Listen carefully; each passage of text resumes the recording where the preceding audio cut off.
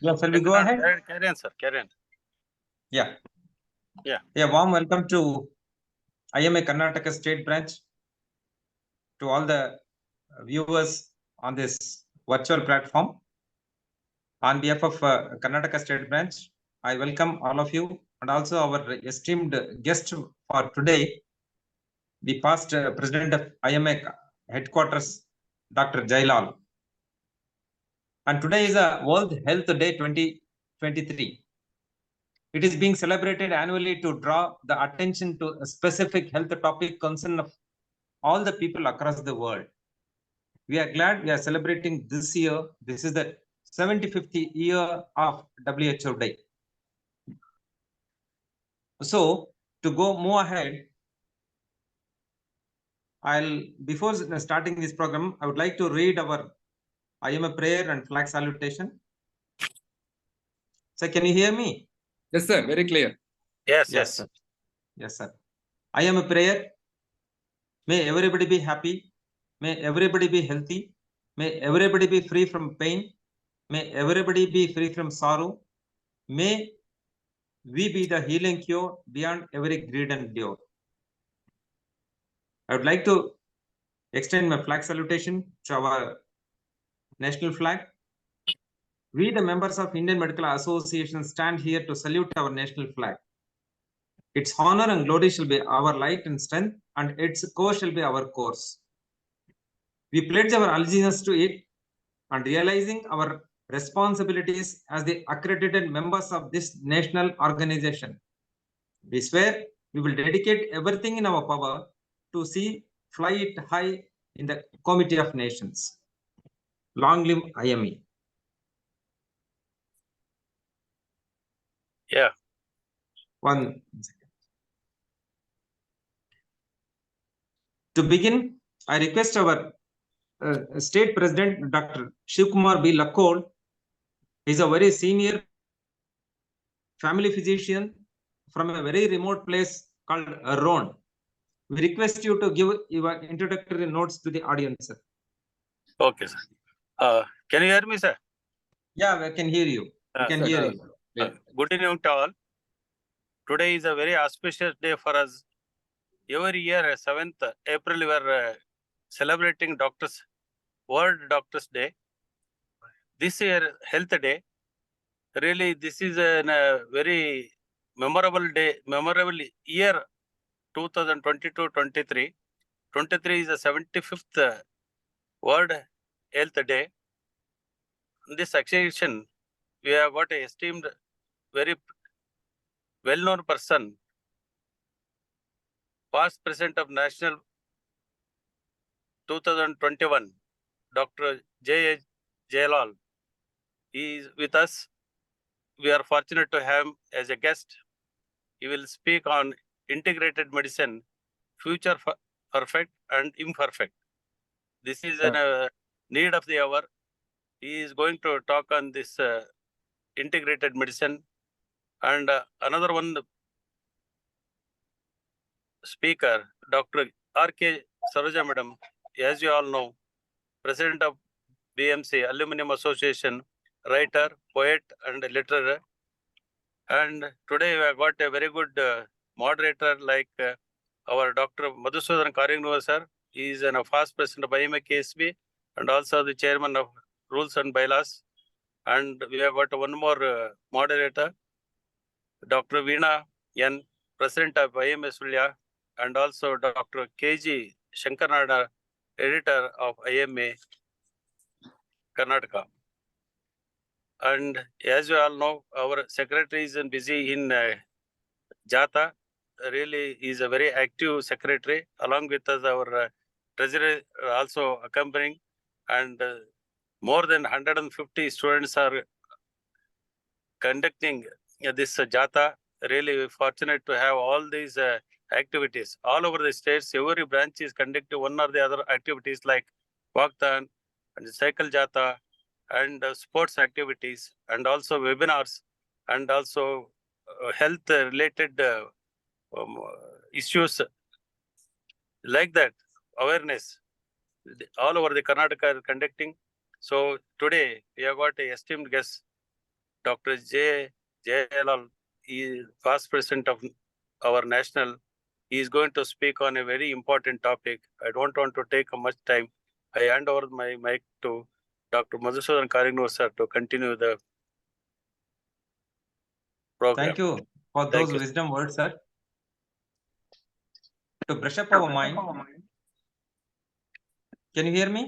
Yes, sir. Sure. Clear. Yeah. To brush up, in 1948, countries all over the world came together and founded the WHO to promote the health, keep the world safe, and serve the vulnerable. So everyone, everywhere can attain the highest level of health and well-being. On 7th April 2023, that is today, the WHO Day, Health Day, the WHO will observe its 75th anniversary. According to WHO, more than 30 million deaths occur every year across the world due to avoidable environmental causes. This is a point of concern. Since the foundation of WHO in 1948, the world has experienced public health challenges that have required all of us to come together with science, solutions, and solidarity. WHO, in its 75th anniversary year, it is an opportunity to look back at public health successes that we have achieved, improved the quality of life during the last 7 decades. It is also an opportunity to motivate action to tackle the health challenges today and also tomorrow. And let us join the WHO on a journey to achieve health for all.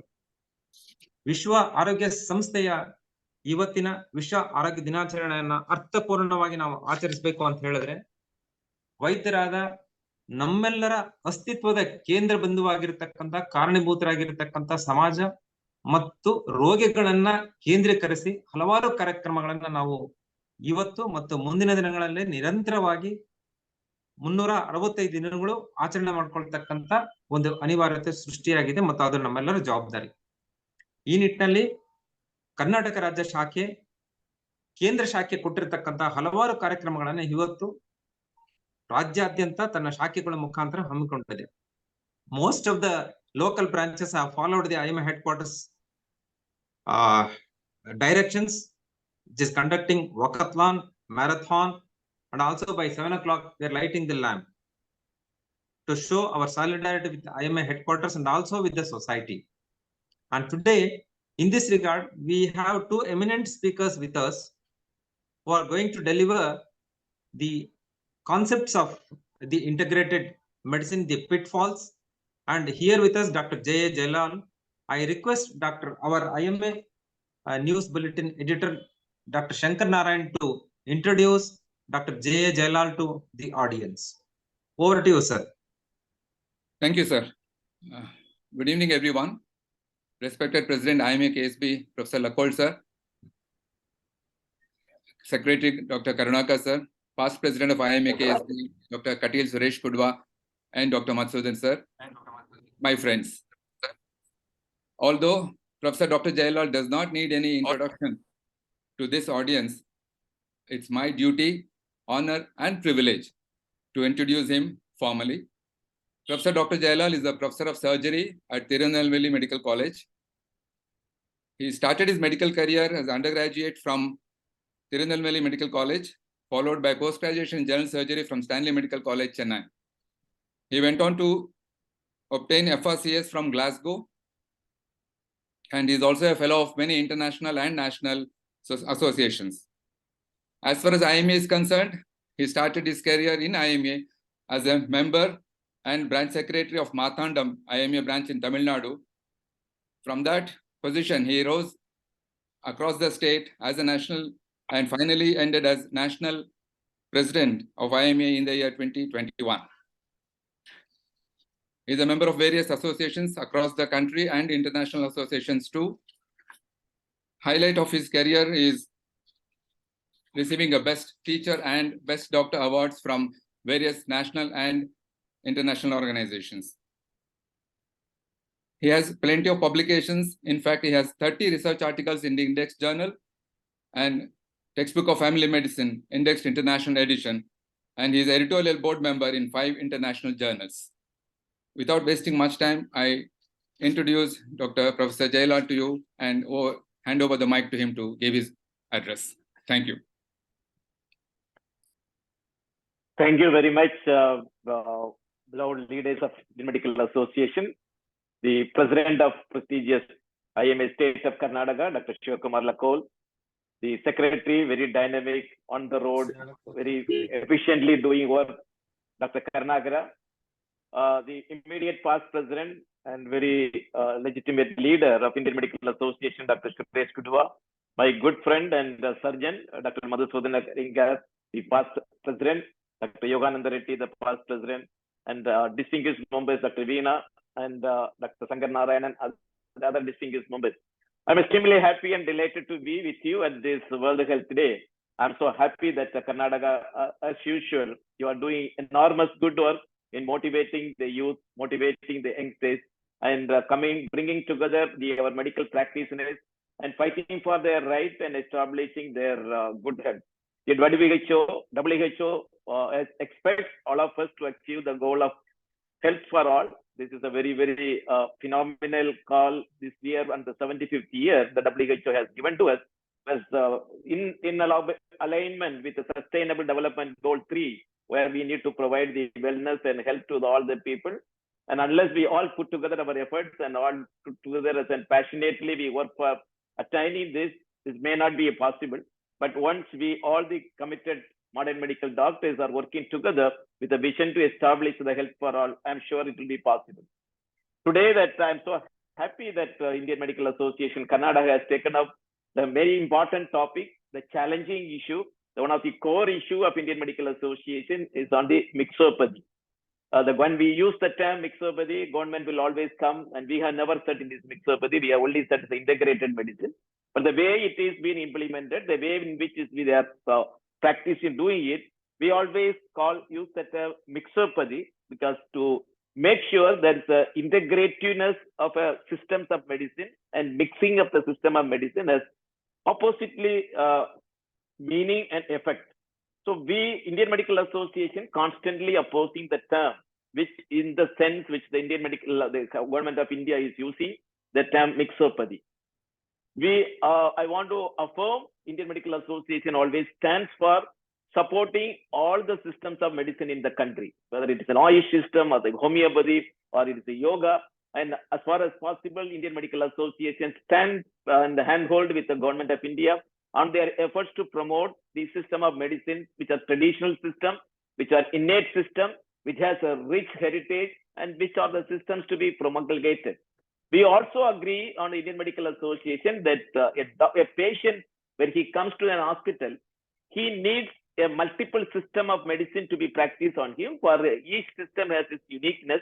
So some of the diseases can be uniquely treated by some particular system of medicine. It is nothing wrong in a patient getting a treatment from a different system of medicine. But what we are opposing, what the Indian Medical Association is saying, it is a different specialists, different doctors who are established their career in the particular system, after undergoing the due diligence course of 3 years or 5 years in a particular system, and then they are certified by their particular system of medicine, and there is nothing wrong in they practice that medicine as a complementary or alternative medicine to the human being.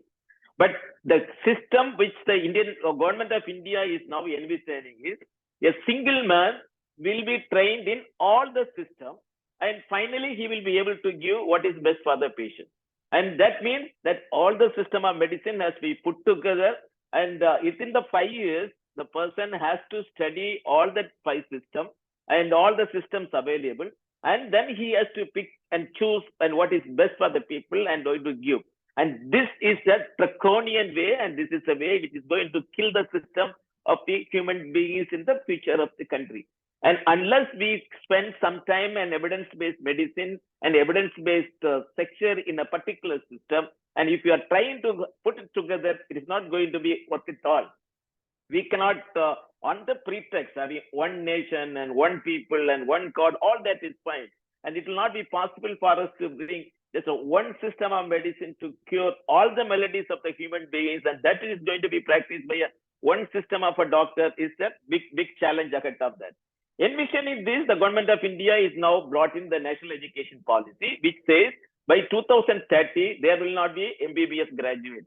And all the medical colleges in this country will be converted into an integrated medical college, and there will be only a system called integrated system.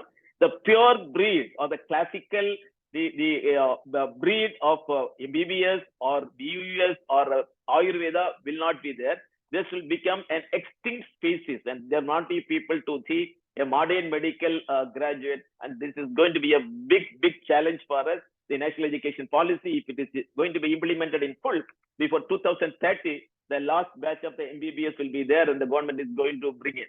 What is the purpose of this, and why they are trying to bring this? There are a lot of reasons which has been outwardly said by the government, and inwardly they have a reason. And if you look into the recent Niti Aayog, a policy statement which is supporting the integrative medicine, I was surprised to see they were very vocally, very classically they put the viability of Ayurveda medical colleges and Ayurveda doctors in this country as becoming questionable.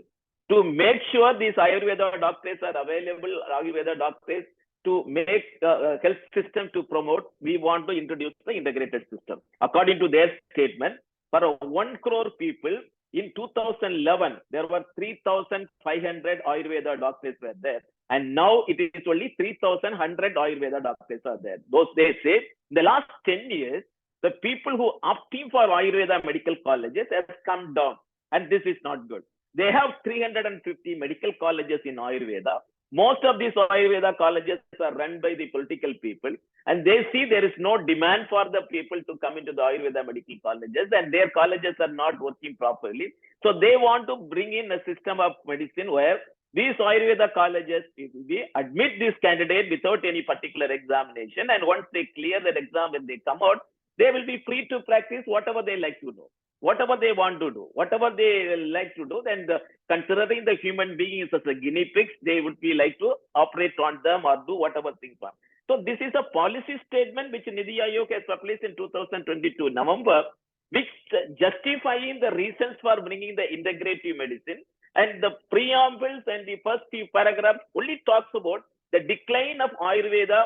The priority of the people choosing Ayurveda in our country is low. So since there is no people who take up these Ayurveda medical colleges, and we would like to use this system of medicine to bring into that. This is one argument.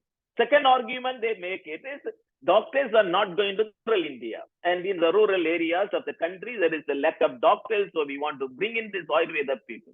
But remember, in today in the Indian sector, we have nearly 14 to 15 lakhs of modern medical doctors, but 7.5 lakhs of Ayurveda doctors are here. If you, they say, even in their own statement, 3,500 per 1 crore population, that is, India has nearly 140 crore population. They have nearly 7,50,000 doctors. Can any one of us know, in any particular rural areas, the qualified Ayurveda doctor is setting up a clinic and starting a practice? This invariably, these Ayurveda doctors are ending up in a modern medical practice in hospitals as a junior doctor, or they are doing migrating to the Western countries or migrating to some other part. These people are not available. But why there is a rural India is not having a doctor? Today, every year, 106,000 MBBS seats are there in 666 medical colleges. A phenomenal growth in the number. The last 50 years, last 5 years, the number of the medical students coming out every year has been doubled to the level today we are having. At the end of the day, 106,000 doctors are coming out every year.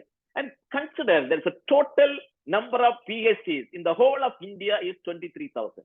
If you say that the 23,000 PhD doctors cannot be appointed out of the 1 lakh doctors, it's a clear myth. It is a thing which is totally not unacceptable. If you now call for an application for a junior doctor to be posted for 1,000 seats, minimum 10,000 to 15,000 people are applying. That means enough doctors are available on the market, enough doctors are available in the country to be get admitted into that. When the government of India said there is lack of doctors, when I was national president, we gave a list of 1,500 junior doctors in a sworn affidavit saying that we are willing to work in any part of the country you are suggesting. We have submitted all the sworn affidavits to the government and the ministry. So far, not even one doctor is given appointment by the government of India. That means there is enough doctors in the country. There is enough people in the country. It is only the failure of the government or the failure of the government to adopt them and apply, equally appoint them in the particular place. How many states in the northern India has called for the regular annual appointment examination? Haryana state or Himachal Pradesh state. Very recently, they put an advertisement for a junior doctor on a temporary basis to work for 11 months on 16,000 rupees salary. And even an ordinary labor will not come for a 16,000 salary for a one month salary. And when the government is trying to put, not able to appoint these doctors, so there is a lack of some centers are being kept vacant. So we oppose, we confronted with the government and said that we have enough doctors. Whatever number of doctors you want, we are ready to give. So your point of saying there's a rural India, lack of doctors, so we are bringing the Ayurveda doctors into the mainstream is not an acceptable one, it cannot be accepted. The third point which we wanted to say, they always quote some of the countries or international countries are using integrative medicine. They use the integrative medicine as an alternative medicine step. They are not going to integrate the modern medicine with an alternative medicine. And we told the government, we are interested to do the integrative medicine, but we want to put the challenge in front of you. You take alternative system of medicine. You have Ayurveda, Siddha, Unani, Homeo, Richova, and Raki, aromatherapy, electrotherapy. There are so many therapies. Why don't you bring the integration of all these systems first? These are traditional medicine. They have no very, very rich scientific evidence is not there. Almost their philosophy is within that true. And why don't you start this integration of this medicine of all the 5 systems of medicine?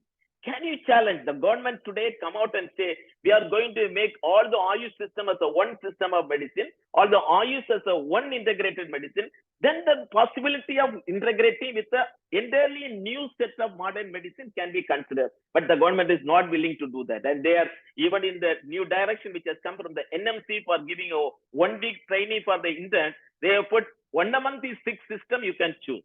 So among the same system, the Ayurvedic system, they are the Siddha medicine, they are not able to produce the integrated. And the third very, very interesting point, which we noted in the, again, the policy statement, the Niti Aayog has given, and each system has uniqueness. So we want to bring these, all the unique features of the system and make an integrative medicine. And interestingly, they have quoted what are the uniqueness of the modern medicine. Uniqueness of the modern medicine, it is good in emergency medicine. In acute care setting, internal medicine is best. In giving surgery, internal medicine is the best option. In anesthesia, it has the best option. In conducting the labor, it has the best option. In conducting the NCD diseases, managing the NCD diseases, whether it is a cardiac failure, diabetes, you have a better medicine. These are the plus points which are available in the internal medicine or the modern medicine. What are the modern medicine, the advantage in the Ayush system or the alternative system? Dietetics. They want to do dietetics. They say we think in the holistic way, and they say it is we have a the character of a doctor, the doctor's era or the virtues of the doctors are good, and we talk about the preventive and promotive medicine, and we shared with the Secretary of the Health with a law.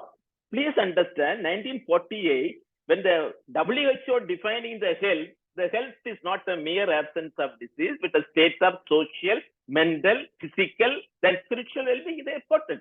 That is exactly what is meant by holistic medicine. No doctor of the modern medicine is expected only to talk on the physical medicine. And we talk in terms of the holistic way, only that is what we talk as a health. The health is not a mere absence of disease, but a state of mental, social, and physical well-being. So we talk about the holistic medicine, not that you are talking about the holistic medicine. Diet, every hospital today, every doctor today know what are the importance of the diet, and we have evidence-based medicine to talk about the which medicine, which food is good, which food is not good, and we are not trying to cheat on the popularity of the people on their drug, but we are ready to give the holistic way of the giving the food. And you are talking about the preventive and social medicine, and that is the integral part of one of the discipline which every modern medical doctor is practicing. And now, out of 1 year of internship, nearly 6 months, we are giving a training for the people on the preventive and the social, the rehabilitative medicine component. So whatever you say that the goodness of your system of medicine, all that is already integrated into that. We never say, a doctor of modern medicine will never say, if the patient comes with a diabetic foot, if I am a surgeon, I will be the only person doing that. We always talk about the multimodality of the treatment. We always take it the multi-component of the people, each specialist coming together, or the multiple people coming together and understanding the disease in the holistic way and treating. So that is not going to happen. And the fourth component, we always say that, look at China. China has prospered. They are trying to do the integrative medicine. We lost at them. The China, they are not able to grow even a one step higher on the healthcare delivery system. When India got independent when the WHO was formed in 1948, the infant mortality rate of India was 37. Today, I mean, infant mortality of India was 250. Out of 1,000 children born, the 250 child cannot see the birthday. With the modern medicine system, it is so much of effort, it has brought down to 20. And the achievements of the modern medicine are higher, but nothing could be achieved in that level in the China. In the modern, neither in the modern medicine nor in the traditional medicine, they were able to proceed further. This is one of the failure model which has been recommended by the world. Even the WHO was saying is the mixing of the Chinese traditional medicine and the modern medicine in that, and they are getting into the trouble. If you see any of your papers, any of your modern medicine articles, there will not be any big article coming from China, any big research coming out of that. So they still go on that tradition. So that cannot be taken as a model which is not being accepted and achieved by any higher people. So in general, and what we are interested, each system of medicine has uniqueness. Yes, we agree that we will not say that modern medicine is only a system which can be cure everything disease, but these should be understood and these should be brought in forward. More research should be put together, hand-holding of each system should be put together, and we will come to your point and how best we will be able to adapt. The traditional richness of modern medicine is our adaptability. And what we are always going by the scientific evidence. If a new evidence is coming, and this is what is good for the health, and this is what to improve the public health status or the overall health of the individual, modern medicine is always acceptable then. We never go by the stigma or the dogma, what the 2000 years ago, what we believed, and we are not going by that.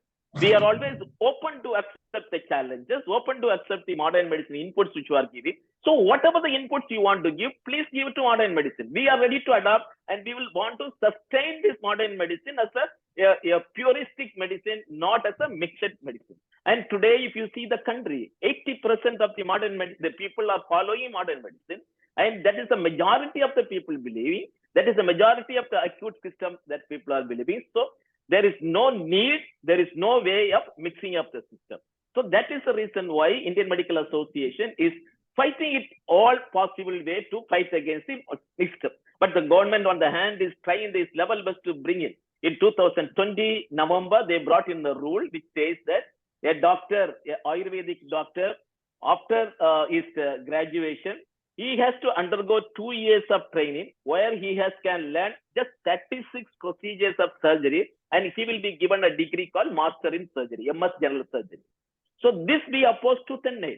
And when a modern medical doctor has to become a surgeon, he has to undergo 3 years of surgical training. He has to study all the textbook of surgery, and he has to know every surgical procedures, and he has to undergo a rigorous examination pattern, and he will be getting MS General Surgery. But here on the other hand, and you want to say a system where the Ayurveda doctor will come and just learn 36 procedures.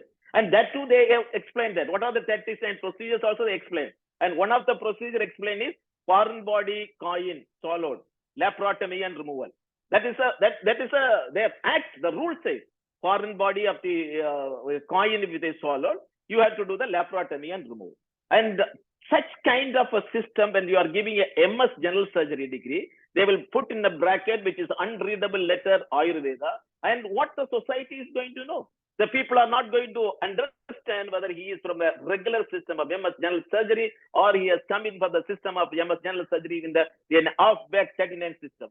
And they have an appendicectomy, they have Meckel's diverticulum is not included. So if an Ayurvedic doctor who has got a MS general surgery, if he open and if you see it is not appendix and Meckel's diverticulum, he is not has a right to operate on that. So he has to close it and come back and refer the patient. So such a foolish way of system, please do not understand.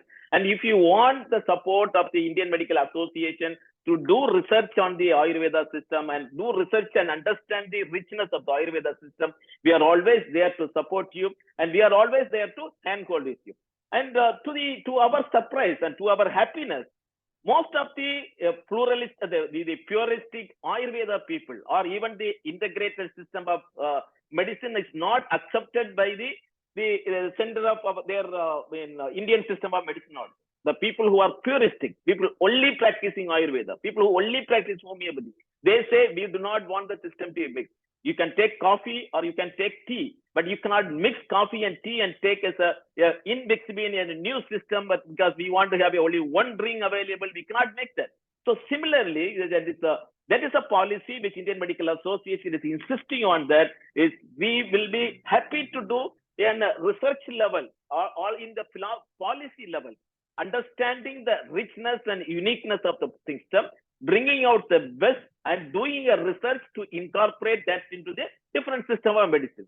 And then it will be acceptable one. But if you want to do mixing up the system, and definitely Indian Medical Association will try its best to stop it, try its best to do it, not with the intention that we are losing our practice, but the intention of our poor society people, the people who are in the rural area, shall not be put forward for the treacherous people who are coming out with a not qualified degree, not qualified system and operating on the people. Medicine is a risky one. Today, even with so much of strict protocols and medicine, one of the most dangerous profession is the healthcare profession. The number of the iatrogenic injuries happening in any profession is the healthcare industry profession. The people coming to the hospital and going out with the dangerous illness is high. It is increasing. At this point, if you are bringing out a system of medicine which are diversely based on the principles. We believe in bacteria. Ayurveda do not believe in the bacteria. They believe in the Vata, Pitta, Kapha, which we do not understand in the proper way. We believe in antibiotic and they do not believe in the antibiotic. We believe in immunization. They do not believe in the immunization system. We believe in the scientific evidence-based medicine. They do not believe on that medicine. We believe on no drug can be given as a secret medicine. The drug should be exhibited, how it acts and how it should not act. That is our ethics. That is our code of ethics, where their code of ethics says secret medicines can be given. The doctor need not explain the medicine and it is pharmaceutical value to the people. So such a diverse field, when it is there, it is very difficult to mix them to bring the good out of that.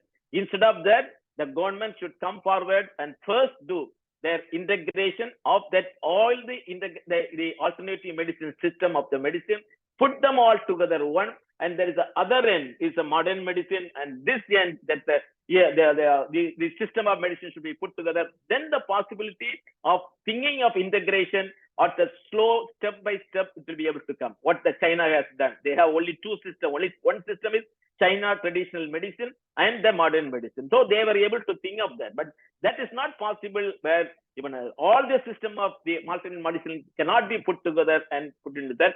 So in principle, Indian Medical Association has expressed its view that we are not against any Ayush system, but we are against mixing up the system. And we are not against pluralistic medicine. We are only bringing out the pluralistic medicine should be practiced without mysticating the uniqueness of each system of medicine. And it should not be practiced by a single man, all the system, but multiple trained people can be practiced. Then the best possible effort we give, and do not think modern medicine is not talking about holistic medicine. Modern medicine is not talking about the diet therapy. Modern medicine is not talking about preventive medicine.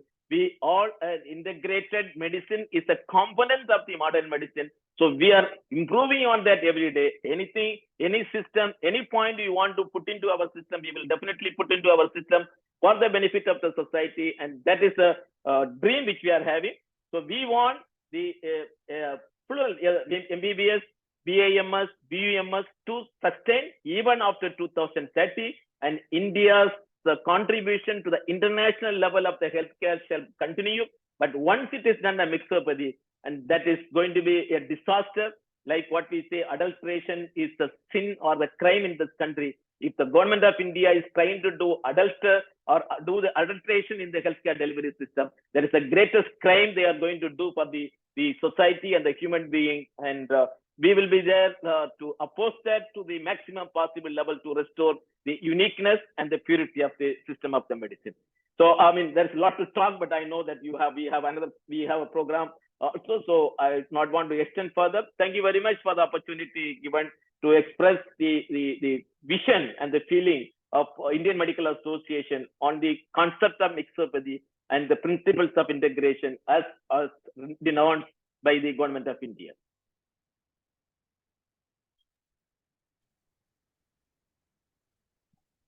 Thank you very much, sir. Thank you. Shankar Narayan, sir.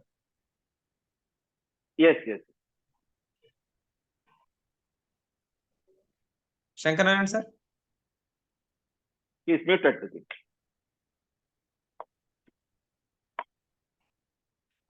Shankar Narayan, sir, you are muted. You need to unmute yourself.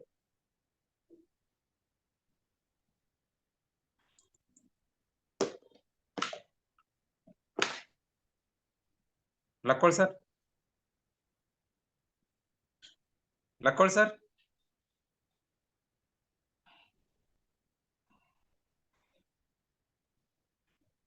Yeah, on behalf of IMA Karnataka State Branch, I thank you very much for your very brief but still effective points on the mixopathy. We have witnessed during your presidential period wherein whole India stood with you to fight against mixopathy, and almost all the branches of Karnataka State Branch participated in a 12-day. I think that was a 2-week participation from all over the state. Thank you very much on behalf of IMA Karnataka State Branch, sir. Sir, thank you, sir. Thank you, sir. Madhusudan, sir. Yes, sir. Yes, Any questions? Sir, shall I talk few Sir, words, sir? Dr. Saroja ಬಂದಿದ್ದಾರಾ? Madhusudan, I sir. think the president is speaking. Yeah. Hello. ಹೇಳಿ sir, Sir. Lakol sir, please. Jalal, sir. Sir, Yes, we sir, are yes, sir. very much thankful for your lecture and all this very informative talk, sir. Wholeheartedly, we thank you on behalf of IMA KSP, sir. Thank you very much, sir. Thank you. Thank you, sir. Thank you. Thank you. This is Dr. Dr. Saroja is there? Dr. Reddy. Dr. Yogananda. Yogananda is. Yeah. The overall experience you have in mixopathy, sir, and this needs to be spread all over the country to nook and corner of the medicos. We have this system of circulating these videos to everywhere, and at this point we take the consent from you to circulate this YouTube also, sir. And Please, sir, please. the only thing I just want to add is, when it is becoming less viable, why do you want to invest on those things? So Ayurveda, homeopathy are all becoming less viable, and they are becoming liability to the exchequer of late. So we don't want to invest on those things. When the recent article, I think you must have read in Hindu, one of the leading Ayurveda practitioner was writing that they need to be trained in some sort of allopathy just to make them survive in the field. Nobody is going to Yes, them. No, that's it. I think that article I read in detail, and that was showing Yes, sir. that they have become liable to whole society now. So also. So by mixing, I don't think we need to put pressure on our minimum health budget. If at all they want to have the Ayurveda to continue, my personal opinion is to maintain certain Ayurveda hospitals of national importance where research can go on. In the meantime, certain peripheral hospital under those extraordinary the national interest to work, not Ayurveda college at Dukan corner of the country. Even if they want segregated system, they cannot put lot of exchequer, lot of money to the development of Ayurveda in every state. They have to construct certain Ayurveda institutes or homeopathy institute of national importance and give some peripheral hospitals to work under them. Let us do research, let us do everything, and to coordinate with modern day medicine people so that we can bring in future some sort of a very respectful Ayurveda in India, which is our tradition. Of course, modern medicine should be pure. We should not allow, and we cannot learn also. I cannot even pronounce their medicines. I cannot learn now. So what happens to all those doctors about modern day medicine doctors who are existing, and how can they learn the Ayurveda? We can't learn. Similarly, they can't learn our medicine. So whatever you do will be a futile exercise and will be burden on the exchequer and burden on the minimum budget government is giving for the health sector, sir. I think no to Vixopathy. Any cost. Thank you. Thank you. Yes, sir. Thank you, sir. Great, sir. Really. Great. Very well said.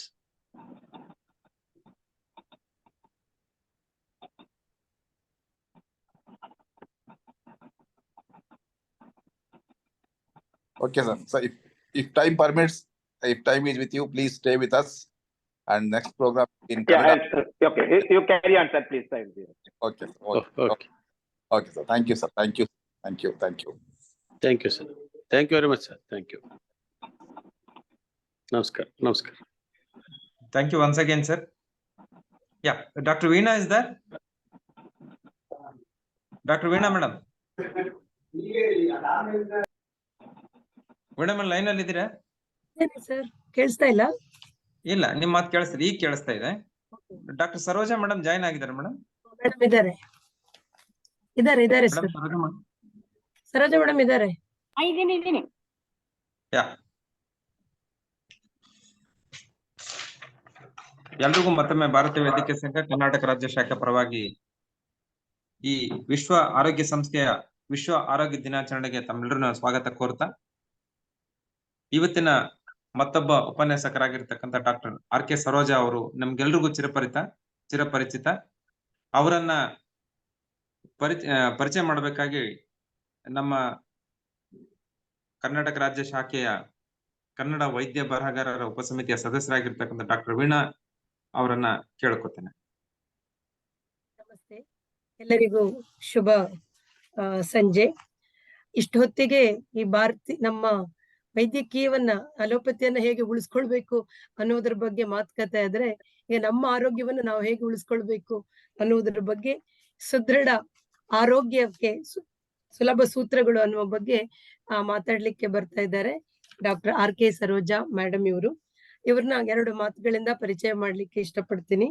Bangalore medical ಕಾಲೇಜ್ನಲ್ಲಿ radio diagnosis ಪ್ರಾಧ್ಯಾಪಕರಾಗಿದ್ದು ಹಾಗೂ nuclear medicine ವಿಭಾಗದ ಮುಖ್ಯಸ್ಥರು ಆಗಿ Victoria, Vanivilasa, Bowring ಹಾಸ್ಪಿಟಲ್ಗಳಲ್ಲಿ ಸುಮಾರು 35 ವರ್ಷಗಳ ಕಾಲ ಹೆಚ್ಚು ಸೇವೆ ಸಲ್ಲಿಸಿದವರು.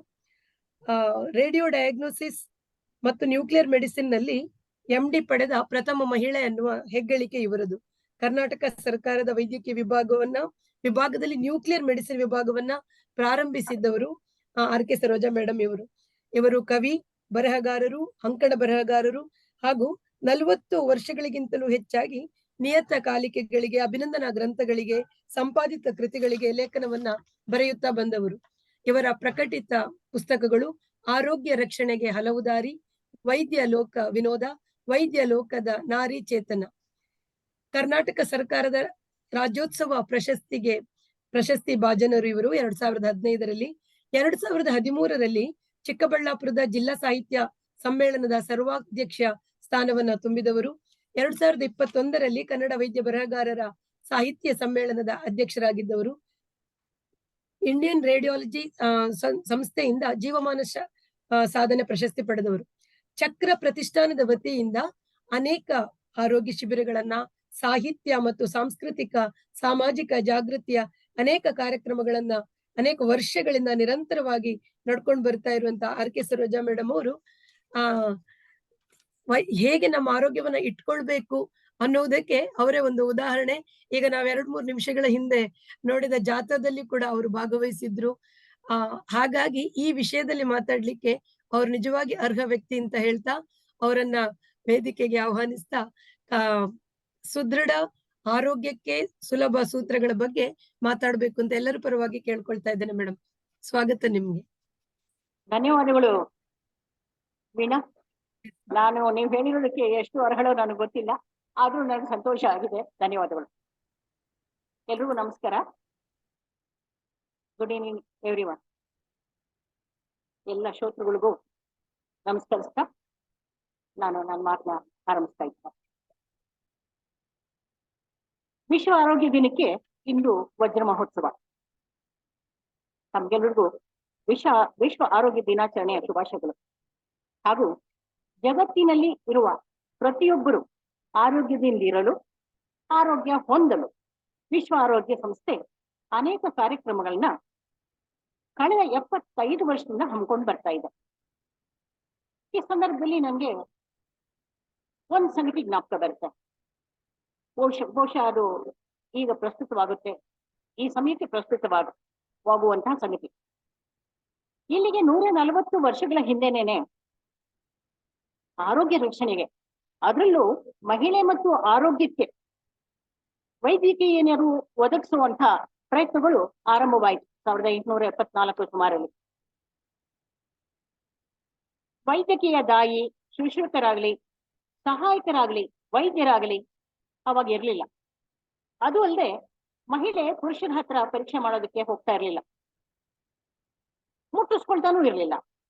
ಇಂಥ ಸಂದರ್ಭದಲ್ಲಿ ಬಹಳ ಹೆಣ್ಣು ಮಕ್ಕಳು ಪ್ರಸವ ಸಮಯದಲ್ಲಿ ಸಾವನ್ನಪ್ತಾ ಇದ್ರು.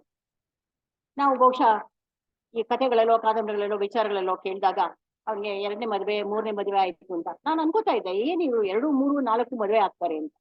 ಕಾರಣ ಇದು, ಪ್ರಸವದಲ್ಲಿ ಚಿಕ್ಕ ಮಕ್ಕಳು ಬಾಲ್ಯ ವಿವಾಹ ಮಾಡಿರೋರು 13, 14ಕ್ಕೆ ಮಗು ಹೇಳೋದಕ್ಕೆ ಪ್ರಸವದಲ್ಲಿ ಹೋದಾಗ ಇನ್ನು ಸರಿಯಾಗಿ ಬೆಳವಣಿಗೆ ಆಗದೆ ಇರುವಂತ ಸ್ಥಿತಿನಲ್ಲಿ ಪ್ರಸವ ನಿಜವಾಗ್ಲೂ ಹೆರಿಗೆ ಇನ್ನೊಂದು ಜನ್ಮಕ್ಕೆ ದಾರಿ ಕೊಡುವಾಗ ಸಾವು ಸಹಜವೇ ಅಂತ ಎಲ್ರಿಗೂ ಗೊತ್ತಾಯ್ತು. ಹಾಗಾಗಿ ಇವರ ಆರೋಗ್ಯಕ್ಕೆ ಏನಾದ್ರು ಒಂದು ಮಾಡ್ಬೇಕು ಅಂತ ಹೇಳಿ ಆವಾಗ ವಿಕ್ಟೋರಿಯಾ ರಾಣಿ ಏನ್ ಮಾಡ್ತಾಳೆ, ಲೇಡಿ ಡಫ್ರಿನ್ ವೈಸ್ರಾಯ್ ಆಗಿ 1884 ಭಾರತ ದೇಶಕ್ಕೆ ಹೊರಟಾಗ ಲೇಡಿ ಹೋಗಿ ವಿಕ್ಟೋರಿಯಾ ರಾಣಿ ಕೇಳ್ತಾಳೆ, ನಾನು ಹೋಗ್ತಾ ಇದ್ದೀನಿ ಭಾರತ ದೇಶಕ್ಕೆ ಅಂತ. ಅವಾಗ ವಿಕ್ಟೋರಿಯಾ ರಾಣಿ ಹೇಳ್ತಾಳೆ, ನೋಡು ಅಲ್ಲಿ ಬಹಳಷ್ಟು ಜನ ಸ್ತ್ರೀಯರಿಗೆ ಮತ್ತು ಮಕ್ಕಳಿಗೆ ಆರೋಗ್ಯ ಕಲ್ಪಿಸೋದಕ್ಕೆ ಯಾವ ಆಧಾರವೂ, ಯಾವ ಸೌಕರ್ಯಗಳು ಇಲ್ಲ, ನೀನೇನಾದ್ರೂ ಮಾಡು ಹೋಗಿ ಅಂತ. ಸರಿ, ವಿಕ್ಟೋರಿಯಾ ರಾಣಿ ಆಶದಂತೆ ಹ್ಯಾಮಿಲ್ಟನ್ ಡಫ್ರಿನ್ ಬರ್ತಾಳೆ ಭಾರತಕ್ಕೆ. ಬಂದಾಗ ಅಲ್ಲಿ ರಾಜ ಮಹಾರಾಜರು ಮತ್ತೆ ಇರುವಂತ ಸ್ಥಳೀಯ ಜನಗಳನ್ನೆಲ್ಲ ಸೇರ್ಕೊಂಡು ವೈದ್ಯಕೀಯ ನೆರವಿನ ಶಾಶ್ವತ ಯೋಜನೆಯನ್ನ ಒಂದು ನಿರೂಪಿಸ್ತಾರೆ. ಅದರಲ್ಲಿ ಒಂದು ದೊಡ್ಡ ಮೊತ್ತದ ನಿಧಿನ ಸ್ಥಾಪಿಸಿ ಅದಂತೆ ಹೆಣ್ಣು ಮಕ್ಕಳ ಆರೋಗ್ಯಕ್ಕೆ, ಶಿಕ್ಷಣಕ್ಕೆ ಆಗುವಂತ ಆಸ್ಪತ್ರೆಗಳಾಗ್ಲಿ, ದಾಯಿಗಳಾಗ್ಲಿ, ಮತ್ತೆ ಶಿಶುಗಳಿಗೆ ಆಸ್ಪತ್ರೆಗಳು, ಮತ್ತೆ ಶಿಕ್ಷಣ ಕೇಂದ್ರಗಳನ್ನ ಸ್ಥಾಪಿಸ್ತಾರೆ. ಅದರಂತೆ ಆಮೇಲೆ ಹೆಣ್ಣು ಮಕ್ಕಳಿಗೆ ವೈದ್ಯಕೀಯ ಶಿಕ್ಷಣ ಅಲ್ಲಿ ಭಾರತದಲ್ಲಿ ಇರಲಿಲ್ಲ.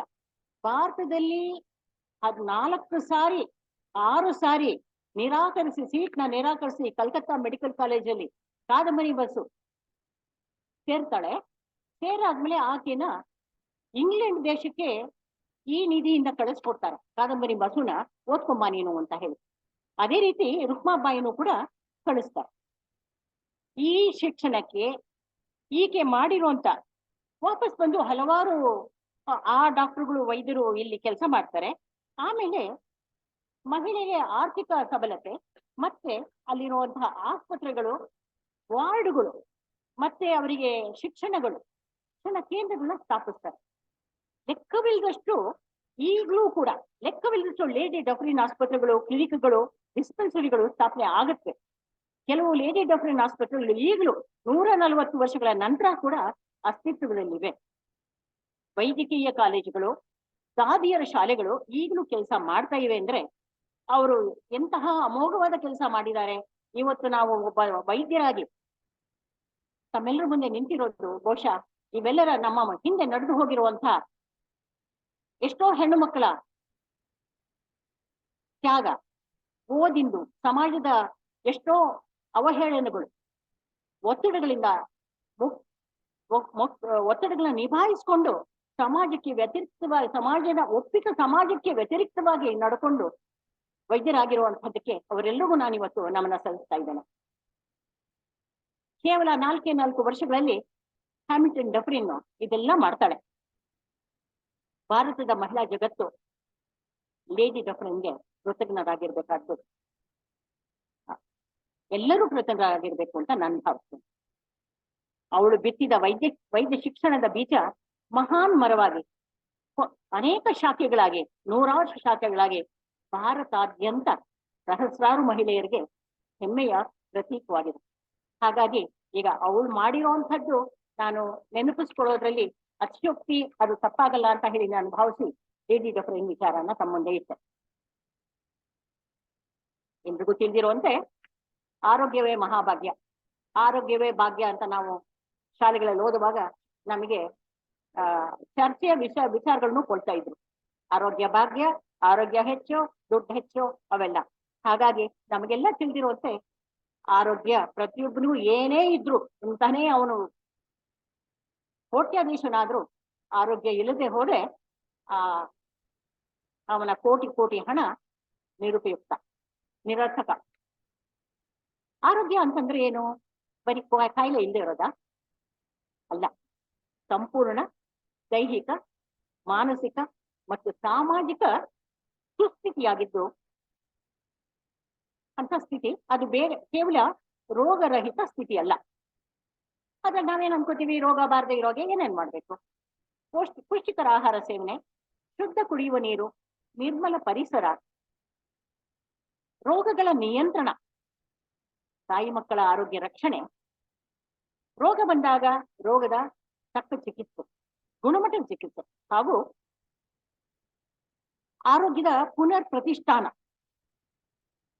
ಅದು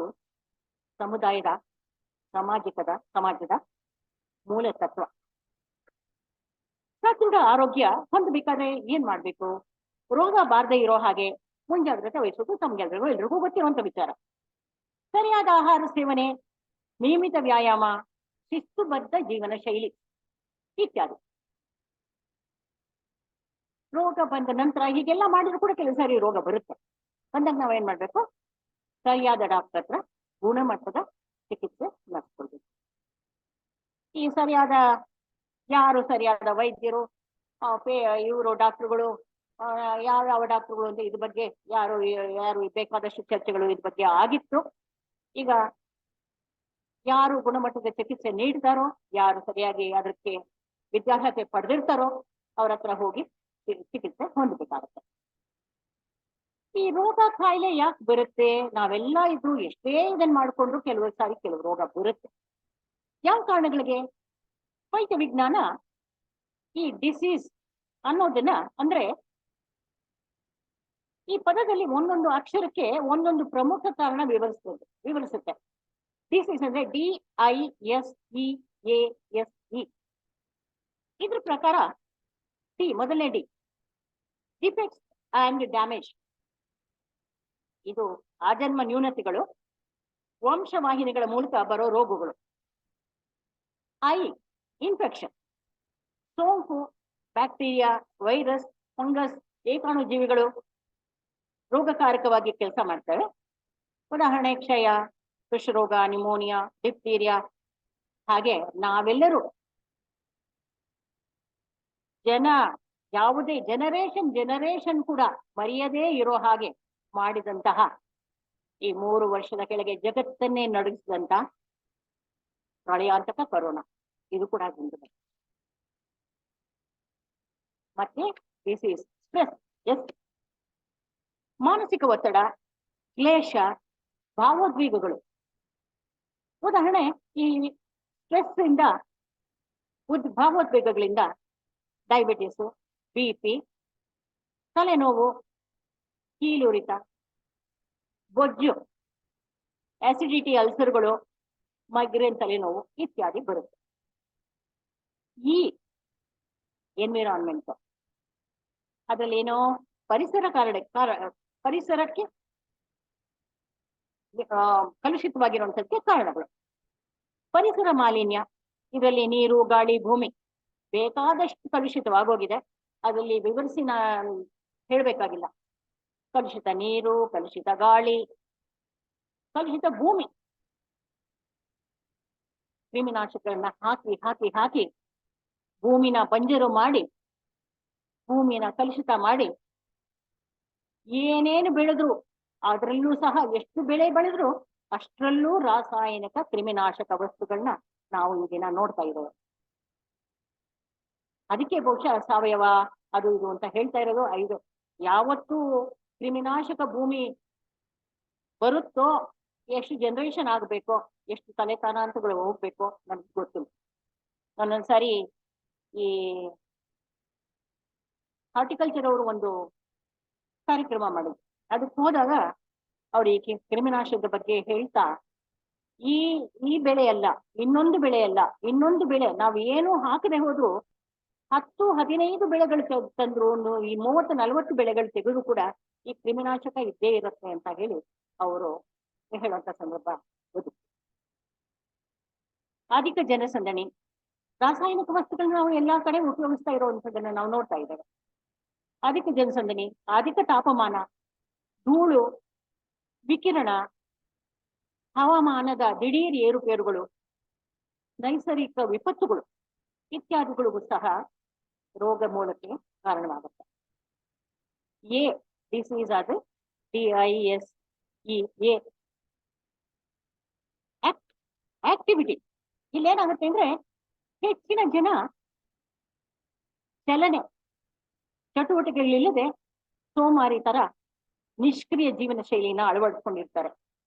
ಸುಮ್ಮನೆ ಕೂತು ನಿಂತು ಮಲಗಿರ್ತಾರೆ.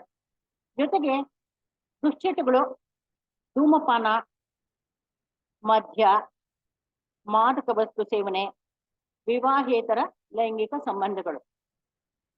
ಎಷ್ಟು ಜನ ಈಗ ನೀವು ಸಾಫ್ಟ್ವೇರ್ ಉದ್ಯೋಗಿಗಳನ್ನ ತಾವು ನೋಡ್ತಿದ್ದೀರಾ. ಆಕರ್ಷಕವಾಗೇನೋ ಇರುತ್ತೆ ಸಾಫ್ಟ್ವೇರ್ ಉದ್ಯೋಗ, ಬಿಸಿಲಿಗೆ ಹೋಗದೆ ಇರೋ ಹಾಗೆ. ಅಪ್ಪ ಅಮ್ಮ ಜೀವನ ಪೂರ್ತಿ ಅವರ ದುಡಿದು ಸಂಪಾದನೆ ಮಾಡಿದಂತಹ ಹಣನ ಒಂದೇ ತಿಂಗಳಲ್ಲೋ 2 ತಿಂಗಳಲ್ಲೋ ಮಕ್ಕಳು ಸಂಪಾದನೆ ಮಾಡಿರುವಂತದ್ದನ್ನ ನಾವು ನೋಡ್ತಾ ಇದ್ದೇವೆ ಸಾಫ್ಟ್ವೇರ್ ಉದ್ಯೋಗದಿಂದ. ಆದ್ರೆ ಜನ್ಮಾಂತರವಾಗಿ ಇವರು ಈ ಸಾಫ್ಟ್ವೇರ್ ನಲ್ಲಿ ಆ ಕಣ್ಣಿಂದ ಆಗ್ಬಹುದು, ಕೂತಿರುವಂತದ್ದು ಇದಾಗ್ಬೋದು, ಸ್ಟ್ರೆಸ್ ಆಗ್ಬೋದು, ನಿಷ್ಕ್ರಿಯ ಜೀವನ ಶೈಲಿನಲ್ಲಿ ಹಲವಾರು ರೋಗಗಳನ್ನ ಆಹ್ವಾನಿಸ್ತಾರೆ. ಇನ್ನು ಕೆಲವು ನಾನು ನೋಡಿದ್ದೀನಿ, ಈ ಕೆಲವು ಹೆಂಗಸರುಗಳಾಗ್ಲಿ, ನನ್ನ ಗಮನಕ್ಕೆ ಬಂದಿರುವಂತದ ಹೇಳುವಂಥದ್ದನ್ನ ನಾನು ಕೇಳಿದ್ದೀನಿ. ಇಷ್ಟು ವರ್ಷ ನಾನು ದುಡ್ದಿದ್ದೀನಿ, ಈಗಲೂ ದುಡಿಬೇಕಾ? ನಾ ಕೂತಿರ್ತೀನಿ ಆರಾಮಾಗಿ, ನಾನು ಸೋಫಾದಲ್ಲಿ ಅಲ್ಲಾಡದೆ ಕೂತ್ಕೊಂಡಿರೋದೇ ಅದೇ ಸೌಕರ್ಯ, ಅದೇ ಜೀವನ, ಅದೇ ಅತ್ಯಂತ ಸಂತೋಷವಾದ ಸಂಗತಿ ಆಗ್ತದೆ. ಅವಳು ಗೊತ್ತಿಲ್ಲ ಬಾಗಿಲ್ದು. ನಾನು ಅವಳಿಗೆ ಹೇಳ್ತಿದ್ದೆ, ಬಾಗಿಲ್ನ ಮುಚ್ಚೆ ಇದ್ದು ಆ ಕೀಲುಗಳಿಗೆ ಎಣ್ಣೆ ಹಾಕದೆ ಹೋದ್ರೆ ತೆಗಿಯೋಕೂ ಆಗಲ್ಲ, ಹಾಕೋಕೂ ಆಗಲ್ಲ. ಹಾಗಾಗಿ ಮಂಡಿ ಚಿಪ್ಪುಗಳು, ಇನ್ನು ಕೈಕಾಲುಗಳು ಅಲ್ಲಾಡ್ತಿರೋಗೆ ಹಿಡ್ಕೊಂಡ್ಬಿಡುತ್ತವೆ ಅಂತಂತ. ಜನಗಳಿಗೆ ಈ ಸುಖವಾಗಿರೋದು ಅನ್ನೋದೇ ಏನೋ ಒಂದು ಕೂತು ತಿನ್ನೋದು, ಇದು ಸುಖವಾಗಿರುವಂತ ಕಾನ್ಸೆಪ್ಟ್ ಇಲ್ಲಿ. ಇನ್ನೊಂದು ಸ್ಲೋ ಪಾಯ್ಸನ್, ನಿಧಾನ ವಿಷಗಳ ಸೇವನೆ. ನಮ್ಗೆ ಬಿಳಿ ಬಣ್ಣದ ಬಗ್ಗೆ ಒಂದು ಆಕರ್ಷಣೆ, ಎಲ್ಲ ಬಿಳಿಯಾಗಿರ್ಬೇಕು, ಅಕ್ಕಿ ತುಂಬಾ ಬಿಳಿ ಇರ್ಬೇಕು. ಮೊದ್ಲೆಲ್ಲ ಕುಟ್ಟಿರುವಂತದ್ದು ಅಕ್ಕಿ ತಿಂದಿದ್ವಿ, ಈಗ ಅದು ಬೆಳ್ಳಗಿದ್ರೆ ಬಹಳ ಚೆನ್ನಾಗಿರುವಂತದ್ದು ಅಂತ ಹೇಳಿ ಹೆವಿ ಪಾಲಿಶ್, ತುಂಬಾ ಪಾಲಿಶ್ ಮಾಡಿರುವಂತ ಅಕ್ಕಿ. ಬಿಳಿ ಬಣ್ಣದ ವಸ್ತುಗಳು, ಮೈದಾ, ಸಕ್ಕರೆ, ಉಪ್ಪು ಇವುಗಳ ಅತಿಯಾದ ಸೇವನೆ. ತಂಬಾಕು, ಮದ್ಯಸಾರ, ನಾನಾಗ್ಲೇ ಹೇಳ್ದಾಗೆ ಉಪ್ಪು, ಸಕ್ಕರೆ, ಕೆನೆ, ಜಿಡ್ಡು ಪದಾರ್ಥಗಳು, ಕೆಲವು ಸೀಸ, ಪಾದರಸದಂತಹ ಭಾರ ಲೋಹಗಳು ಕಾಯಿಲೆ ತರುತ್ತವೆ. ಇದು ಹೇಗೆ ಅಂತೀರೋ, ನಾವು ಈಗ ಎಲ್ಲ junk food ready to eat order ಮಾಡಿದ್ರೆ ಬರುತ್ತೆ ಮನೆಗೆ. ಪಿಜ್ಜಾ ಆಗ್ಲಿ ಇನ್ನೊಂದಾಗ್ಲಿ ಅದು ತುಂಬಾ ಆಕರ್ಷಕವಾಗಿರುತ್ತೆ, ಬಣ್ಣ ಚೆನ್ನಾಗಿರುತ್ತೆ. ಅದಕ್ಕೆ ಯಾವ ಕೆಮಿಕಲ್ ಹಾಕಿರ್ತಾರೋ ಗೊತ್ತಿರಲ್ಲ. ಅದ್ರಲ್ಲಿ ಆ ರಾಸಾಯನಿಕದಲ್ಲಿ ಸೀಸ ಇರುತ್ತೋ, ಇನ್ನೊಂದು ಪಾದರಸ ಇರುತ್ತೋ, ಬಾರಲೋಹ ಇರುತ್ತೋ, ನಮಗ್ ಗೊತ್ತಿಲ್ಲ. ಬಟ್ ಹೆಚ್ಚು ಹೆಚ್ಚು ಹರೆಯದ ವಯಸ್ಸಿನ ಹುಡುಗರು, ಚಿಕ್ಕ ವಯಸ್ಸಿನ ಮಕ್ಕಳು ತುಂಬಾ ದಪ್ಪ, ತುಂಬಾ ಬೊಜ್ಜು ಬಂದು, ಇಲ್ಲವೇ ಮಧುಮೇಹ, ಅತಿಯಾದ ಚಿಕ್ಕ ವಯಸ್ಸಲ್ಲೇ ಅತಿಯಾದ ಮಧುಮೇಹಕ್ಕೆ ಈಡಾಗುವಂಥದ್ದನ್ನ ತಾವೆಲ್ಲ ನೋಡ್ತಾ ಇದ್ದೀವಿ. ಈ ಈಟಿಂಗ್ ಹ್ಯಾಬಿಟ್ ಅಂದ್ರೆ ಸಂಸ್ಕರಿಸಿ ಸಿದ್ಧಪಡಿಸಿದ ಹೆಚ್ಚು ಉಪ್ಪು, ಜಿಡ್ಡು, ಮಸಾಲೆ ಹಾಕಿದ ತಿನಿಸುಗಳು ಇವು ತಿನ್ನೋದ್ರಿಂದ ಅಗತ್ಯಕ್ಕಿಂತ ಹೆಚ್ಚು ಆಹಾರವನ್ನ ಸೇವಿಸೋದು, ಪದೇ ಪದೇ ಅವೇಳೆಯಲ್ಲಿ ತಿನ್ನುವುದು, ಜೊತೆಗೆ ನಿದ್ದೆಗೆಡುವುದು. ಈ ನೈಟ್ ಡ್ಯೂಟಿಗಳು, ಅವು ಇವು ನೈಟ್ ಶಿಫ್ಟ್ಗಳು, ಅಮೆರಿಕಾದಲ್ಲಿ ಹಗಲಾದ್ರೆ ನಮಗ್ ರಾತ್ರಿ ಆಗಿರುತ್ತೆ, ನಮಗ್ ರಾತ್ರಿ ಇದೆ, ಅವ್ರಿಗೆ ಹಗಲಾಗಿರುತ್ತೆ. ಹಿಂಗಾಗಿ ಅವ್ರ ವೇಳೆಗೆ ನಾವು ಅಡ್ಜಸ್ಟ್ ಮಾಡಿಕೊಂಡು ನಿದ್ದೆಗೆಟ್ಟು ಅದು ಅನಿವಾರ್ಯ. ಈ ತರ ಸಂದರ್ಭಗಳಲ್ಲೂ ಕೂಡ ಕಾಯಿಲೆಗೆ ಈಡಾಗುವಂತ ಸಂದರ್ಭಗಳು ಜಾಸ್ತಿ ಇರುತ್ತೆ. ಅನುವಂಶೀಯ ಜೀನ್ಗಳಿಂದ ಬರುವಂತಹ ರೋಗಗಳನ್ನ ಬಿಟ್ಟು ಬೇರೆಲ್ಲ ಕಾರಣಗಳಿಂದ ಬರುವ ರೋಗಗಳನ್ನ ನಾವು ಮುಂಜಾಗ್ರತೆ ವಹಿಸಿದ್ರೆ ಖಂಡಿತ ತಡೆಗಟ್ಟಬಹುದು.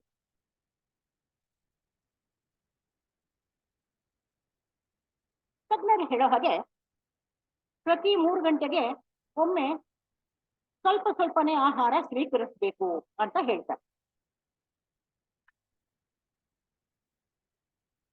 ಇನ್ನು ಆರೋಗ್ಯ ರಕ್ಷಣೆ ಮತ್ತು ಆರೋಗ್ಯ ವರ್ಧನೆ ಹೇಗೆ?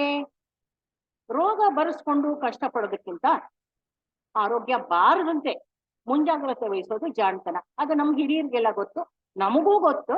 ಆದ್ರೆ ನಾವು ಅದನ್ನ ಕಟ್ನಿಟ್ಟಾಗಿ ಪಾಲಿಸ್ತೀವೋ ಬಿಡ್ತೀವೋ ನಮಗ್ ಬಿಟ್ಟದ್ದು. ನಮ್ಮ ಆರೋಗ್ಯ 4 ಕಾಲುಗಳ ಮೇಲೆ ನಿಂತಿದೆ. ಯಾವುವು 4 ಕಾಲುಗಳು? ಮೊದಲ ಕಾಲು ಶುದ್ಧ ಮತ್ತು ಪೌಷ್ಟಿಕ ಆಹಾರ, ಹೆಚ್ಚು ಹಣ್ಣು ತರಕಾರಿ, ಬೇಳೆ ಕಾಳುಗಳಿಂದ ಮಾಡಿರುವಂತಹ ಆಹಾರ ಸೇವನೆ, ಮೊಳಕೆ ಕಾಳುಗಳ ಸೇವನೆ, ನಿಗದಿತ ವೇಳೆಗೆ ಊಟ ತಿಂಡಿ ಮಾಡೋದು. 2ನೇ ಕಾಲು ನಿತ್ಯ ವ್ಯಾಯಾಮ, ಶರೀರ ಚಲಿಸುವಂತೆ ಮಾಡುವ ಚಟುವಟಿಕೆಗಳು.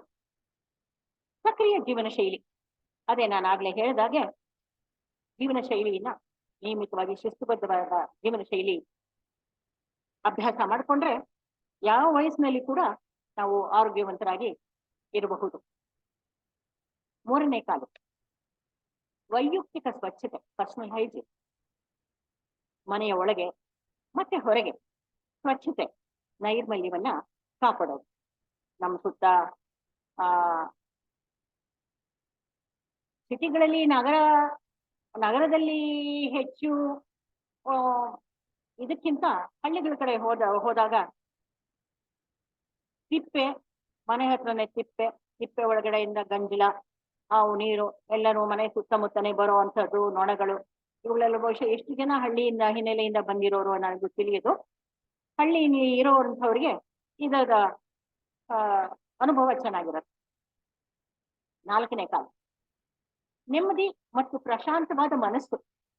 ಈ ನೆಮ್ಮದಿ ಅನ್ನೋದು ಎಲ್ಲದಕ್ಕೂ ಮೂಲ.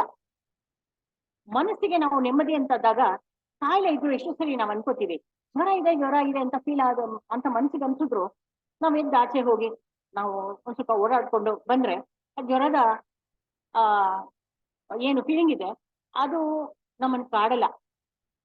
ಮನಸ್ಸು ಎಲ್ಲದಕ್ಕೂ ಈ ಕೆಲವು ಸಣ್ಣ ಸಣ್ಣ ವಿಚಾರಗಳಲ್ಲಿ ನಾವು ಏನು ಮನಸ್ಸಿಗೆ ಭಾವಿಸ್ತೀವೋ ಅದೇ ರೀತಿ ನಾವು ಚೆನ್ನಾಗಿದ್ದೀವಿ, ನಾವು ಆರೋಗ್ಯವಾಗಿದ್ದೀವಿ ಅಂತಂದ್ರೆ ನಾವು ಆರೋಗ್ಯವಾಗಿ ಇರ್ತೀವಿ. ನೆಮ್ಮದಿ ಮತ್ತು ಪ್ರಶಾಂತವಾದ ಮನಸ್ಸು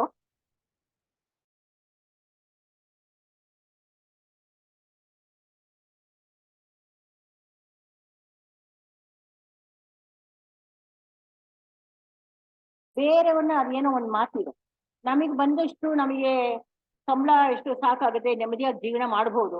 ಆದ್ರೆ ಪಕ್ಕದ ಮನೆಯವ್ರನ್ನ ನೋಡಿದಾಗ ಈ ನೆಮ್ಮದಿ ಜೀವನ ಇನ್ನೂ ನಾವು ಜೀವನಕ್ಕೆ ಇನ್ನೂ ಹೆಚ್ಚಿನ ಆರ್ಥಿಕ ಹಣ ಬೇಕಾಗತ್ತೆ ಅಂತ ಹೇಳಿ ನಾವು ಅವನ್ನ ಕೊರಗೋದನ್ನ ಬಿಟ್ಟು ಇರುವುದಲ್ಲಿ ದೇವ್ರು ನಮಗೆ ಎಷ್ಟು ಕೊಟ್ಟಿದ ಇರುವುದಲ್ಲಿ ಲಭ್ಯವಾಗಿರೋದ್ರಲ್ಲಿ ತೃಪ್ತಿ, ಸಕಾರಾತ್ಮಕ ಚಿಂತನೆ ಬೇಕು, ಆಶಾವಾದ ಮತ್ತು ಎಲ್ಲರೊಡನೆ ಹೊಂದಿಕೊಂಡು ಬಾಳೋದು. ಈಗ ಇನ್ನೊಬ್ಬರನ್ನ ಕಂಡ್ರೆ ಏನೋ ಒಂದು ಜಗತ್ತು, ಎಲ್ಲರಿಗೂ ಇತರರ ಕಡೆ ಸಹ ಬಾಳ್ವೆ, ಇನ್ನೊಬ್ಬರನ್ನ ನೋಡಿದ್ರೆ ಇನ್ನೇನೋ ಆಗೋದು, ಅರ್ಥವಿಲ್ಲದೆ ಇರುವಂತಹ ಸಿಟ್ಟು, ಸೇಡು, ಇವುಗಳೆಲ್ಲ ನಮ್ಮ ಸುತ್ತಮುತ್ತಲಲ್ಲಿ ನಾವು ಈ ನಡುವೆ ಕಾಣ್ತಾ ಇರೋದು. ಇವೆಲ್ಲ ಮನಸ್ಸಿನ ಆರೋಗ್ಯಕ್ಕೆ ಯಾವಾಗ್ಲೂ ತೊಂದರೆ ಮಾಡೋ ಅಂಥವೇ. ಮನಸ್ಸನ್ನ ಶಾಂತವಾಗಿ ಇಟ್ಕೋಬೇಕು. ಶಾಂತವಾಗಿ ಇಟ್ಕೊಂಡ್ರೆ ಎಲ್ಲನೂ ನಮ್ಮ ಮಾನಸಿಕ ಆರೋಗ್ಯ ಚೆನ್ನಾಗಿದ್ರೆ, ನಮ್ಮ ಎಲ್ಲ ಮಾನಸಿಕ ತಜ್ಞರು ಹೇಳೋ ಹಾಗೆ ದೈಹಿಕ ಆರೋಗ್ಯ ಕೂಡ ತುಂಬಾ ಚೆನ್ನಾಗಿದೆ. ಇವು ಪಾಲಿಸಿದ್ರೆ ರೋಗರಹಿತವಾದ ಸಂತೋಷದ ಜೀವನ ನಮ್ದಾಗತ್ತೆ.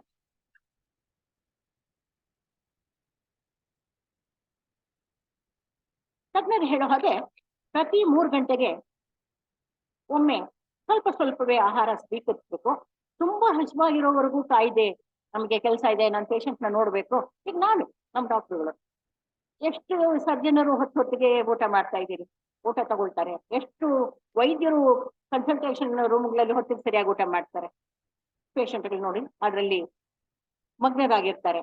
ಸೊ ತುಂಬಾ ಆಯಾಸ, ತುಂಬಾ ಹಸಿವಾಗಿರೋವರೆಗೂ ಕಾದಾಗ ತುಂಬಾ ತಿನ್ಬೇಕು ಅನ್ಸುತ್ತೆ. ಅದ್ರ ಬದಲು ಪ್ರತಿ 3 ಗಂಟೆಗೆ ಸ್ವಲ್ಪ ಆಹಾರ ಸ್ವೀಕರಿಸ್ಬೇಕು. ಕೆಲವರು ಏನ್ ಮಾಡ್ತಾರೆ, ಊಟ ಮಾಡಿದ ತಕ್ಷಣ ಮಲಗಬಾರ್ದು. ಮಲಗುವ ಮುನ್ನ ಕನಿಷ್ಠ 3 ಗಂಟೆ ಮುಂಚೆ ಊಟ ಮಾಡ್ಬೇಕು. ಮದ್ಯಪಾನಗಳಿಗೆ ಒಂದು ಗುಟ್ಟು, ಮದ್ಯಪಾನಿಗಳಾದ್ರೆ ವಾರದಲ್ಲಿ 2 ಬಾರಿ ಮಾತ್ರ ಮದ್ಯ ಸೇವಿಸಬಹುದು. ದಿನಕ್ಕೆ ನೀರು ಸೇರಿದಂತೆ 10 ಲೋಟಗಳಷ್ಟು ಪಾನೀಯ ಸೇವಿಸಬೇಕು. ದಿನದ ಊಟದಲ್ಲಿ ಸಿ ಅನ್ನಾಂಗ ಅಂದ್ರೆ ನಿಂಬೆ ಜಾತಿಗೆ ಸೇರಿದ ಹಣ್ಣುಗಳು ಹಾಗೂ ಬಿ ಕಾಂಪ್ಲೆಕ್ಸ್ ಇರುವ ಹಣ್ಣು ತರಕಾರಿಗಳನ್ನ ಸೇವಿಸಬೇಕು. ರೋಗ ನಿರೋಧಕ ಶಕ್ತಿ ಹೆಚ್ಚಿಸಲು ಹಾಗೂ ಹೃದಯದ ಕಾಯಿಲೆ ಮತ್ತೆ ಅನಿಮಿಯಾ ಇತ್ಯಾದಿ ತೊಂದರೆಗಳನ್ನ ನಿವಾರಿಸಲು ಬಿ ಅನ್ನಾಂಗ ಬೇಕು. ಹಣ್ಣಿನ ರಸಕ್ಕಿಂತ ಇಡೀ ಹಣ್ಣು ತಿನ್ನುವುದು ಒಳ್ಳೆಯದು. ಆರೋಗ್ಯದಿಂದಿರಲು ವ್ಯಾಯಾಮ ಅತ್ಯಗತ್ಯ ಅಂತ ನಮಗೆ ಗೊತ್ತಿದೆ ಈಗಾಗಲೇ. ವ್ಯಾಯಾಮಕ್ಕೆ ಮುಂಚೆ ತೆಗೆದುಕೊಳ್ಳಬೇಕಾದ ಕೆಲವು ಎಚ್ಚರಿಕೆಗಳು. ನಮ್ಮ ಮುಂದೆ ವ್ಯಾಯಾಮದ ಹೆಚ್ಚು ವ್ಯಾಯಾಮನೋ ಕಡಿಮೆ ವ್ಯಾಯಾಮಗಳಲ್ಲಿ ಜಿಮ್ಗಳಲ್ಲಿ ಕೋವಿಡ್ ಆದ ನಂತರ ಸಾವು ನೋವುಗಳನ್ನ ನಾವು ನೋಡಿದ್ವಿ. ಹಲವಾರು ಎಕ್ಸಾಂಪಲ್ಗಳು, ಉದಾಹರಣೆಗಳು ನಮ್ಮ ಮುಂದೆ ಇವೆ. ವ್ಯಾಯಾಮಕ್ಕೆ ಮುಂಚೆ ತೆಗೆದುಕೊಳ್ಳಬೇಕಾದ ಎಚ್ಚರಿಕೆಗಳು ಕೆಲವಿವೆ. ವ್ಯಾಯಾಮ ಪ್ರಾರಂಭಿಸುವ ಮುನ್ನ ಶರಬತ್ತಿನಂತಹ ಪಾನೀಯವನ್ನ ಸೇವಿಸಬೇಕು. ನಂತರ ಪ್ರತಿ 20 ನಿಮಿಷ ವ್ಯಾಯಾಮದ ನಂತರ 200 ರಿಂದ 300 ಮಿಲಿಲೀಟರ್ ಪಾನೀಯ ಸೇವಿಸಬೇಕು. ದಿನದ ಕೇವಲ 1 ಗಂಟೆಯ ನಡಿಗೆ 30 ರಿಂದ 40% ಹೃದಯದ ಕಾಯಿಲೆಯನ್ನ ಹಾಗೂ 50% ಮಧುಮೇಹಕ್ಕೆ ಈಡಾಗುವ ಸಂಭವನೀಯತೆಯನ್ನ ಕಡಿಮೆ ಮಾಡಿಸುತ್ತೆ. ಎಷ್ಟೋ ಸರಿ ನಮಗೆ ಕೇಳಿದ್ದಾರೆ, ಎಷ್ಟು ನಡೆದ್ರೆ ನಮಗೆ ಕ್ಯಾಲೋರಿಗಳು ಎಷ್ಟು ಖರ್ಚಾಗತ್ವೆ, ಮೆಲ್ಲಗೆ ನಡಿಬೇಕಾ, ಓಡಬೇಕಾ ಅಥವಾ ಓಡು ನಡಿಗೆ ಮಾಡ್ಬೇಕಾ ಅಂತ.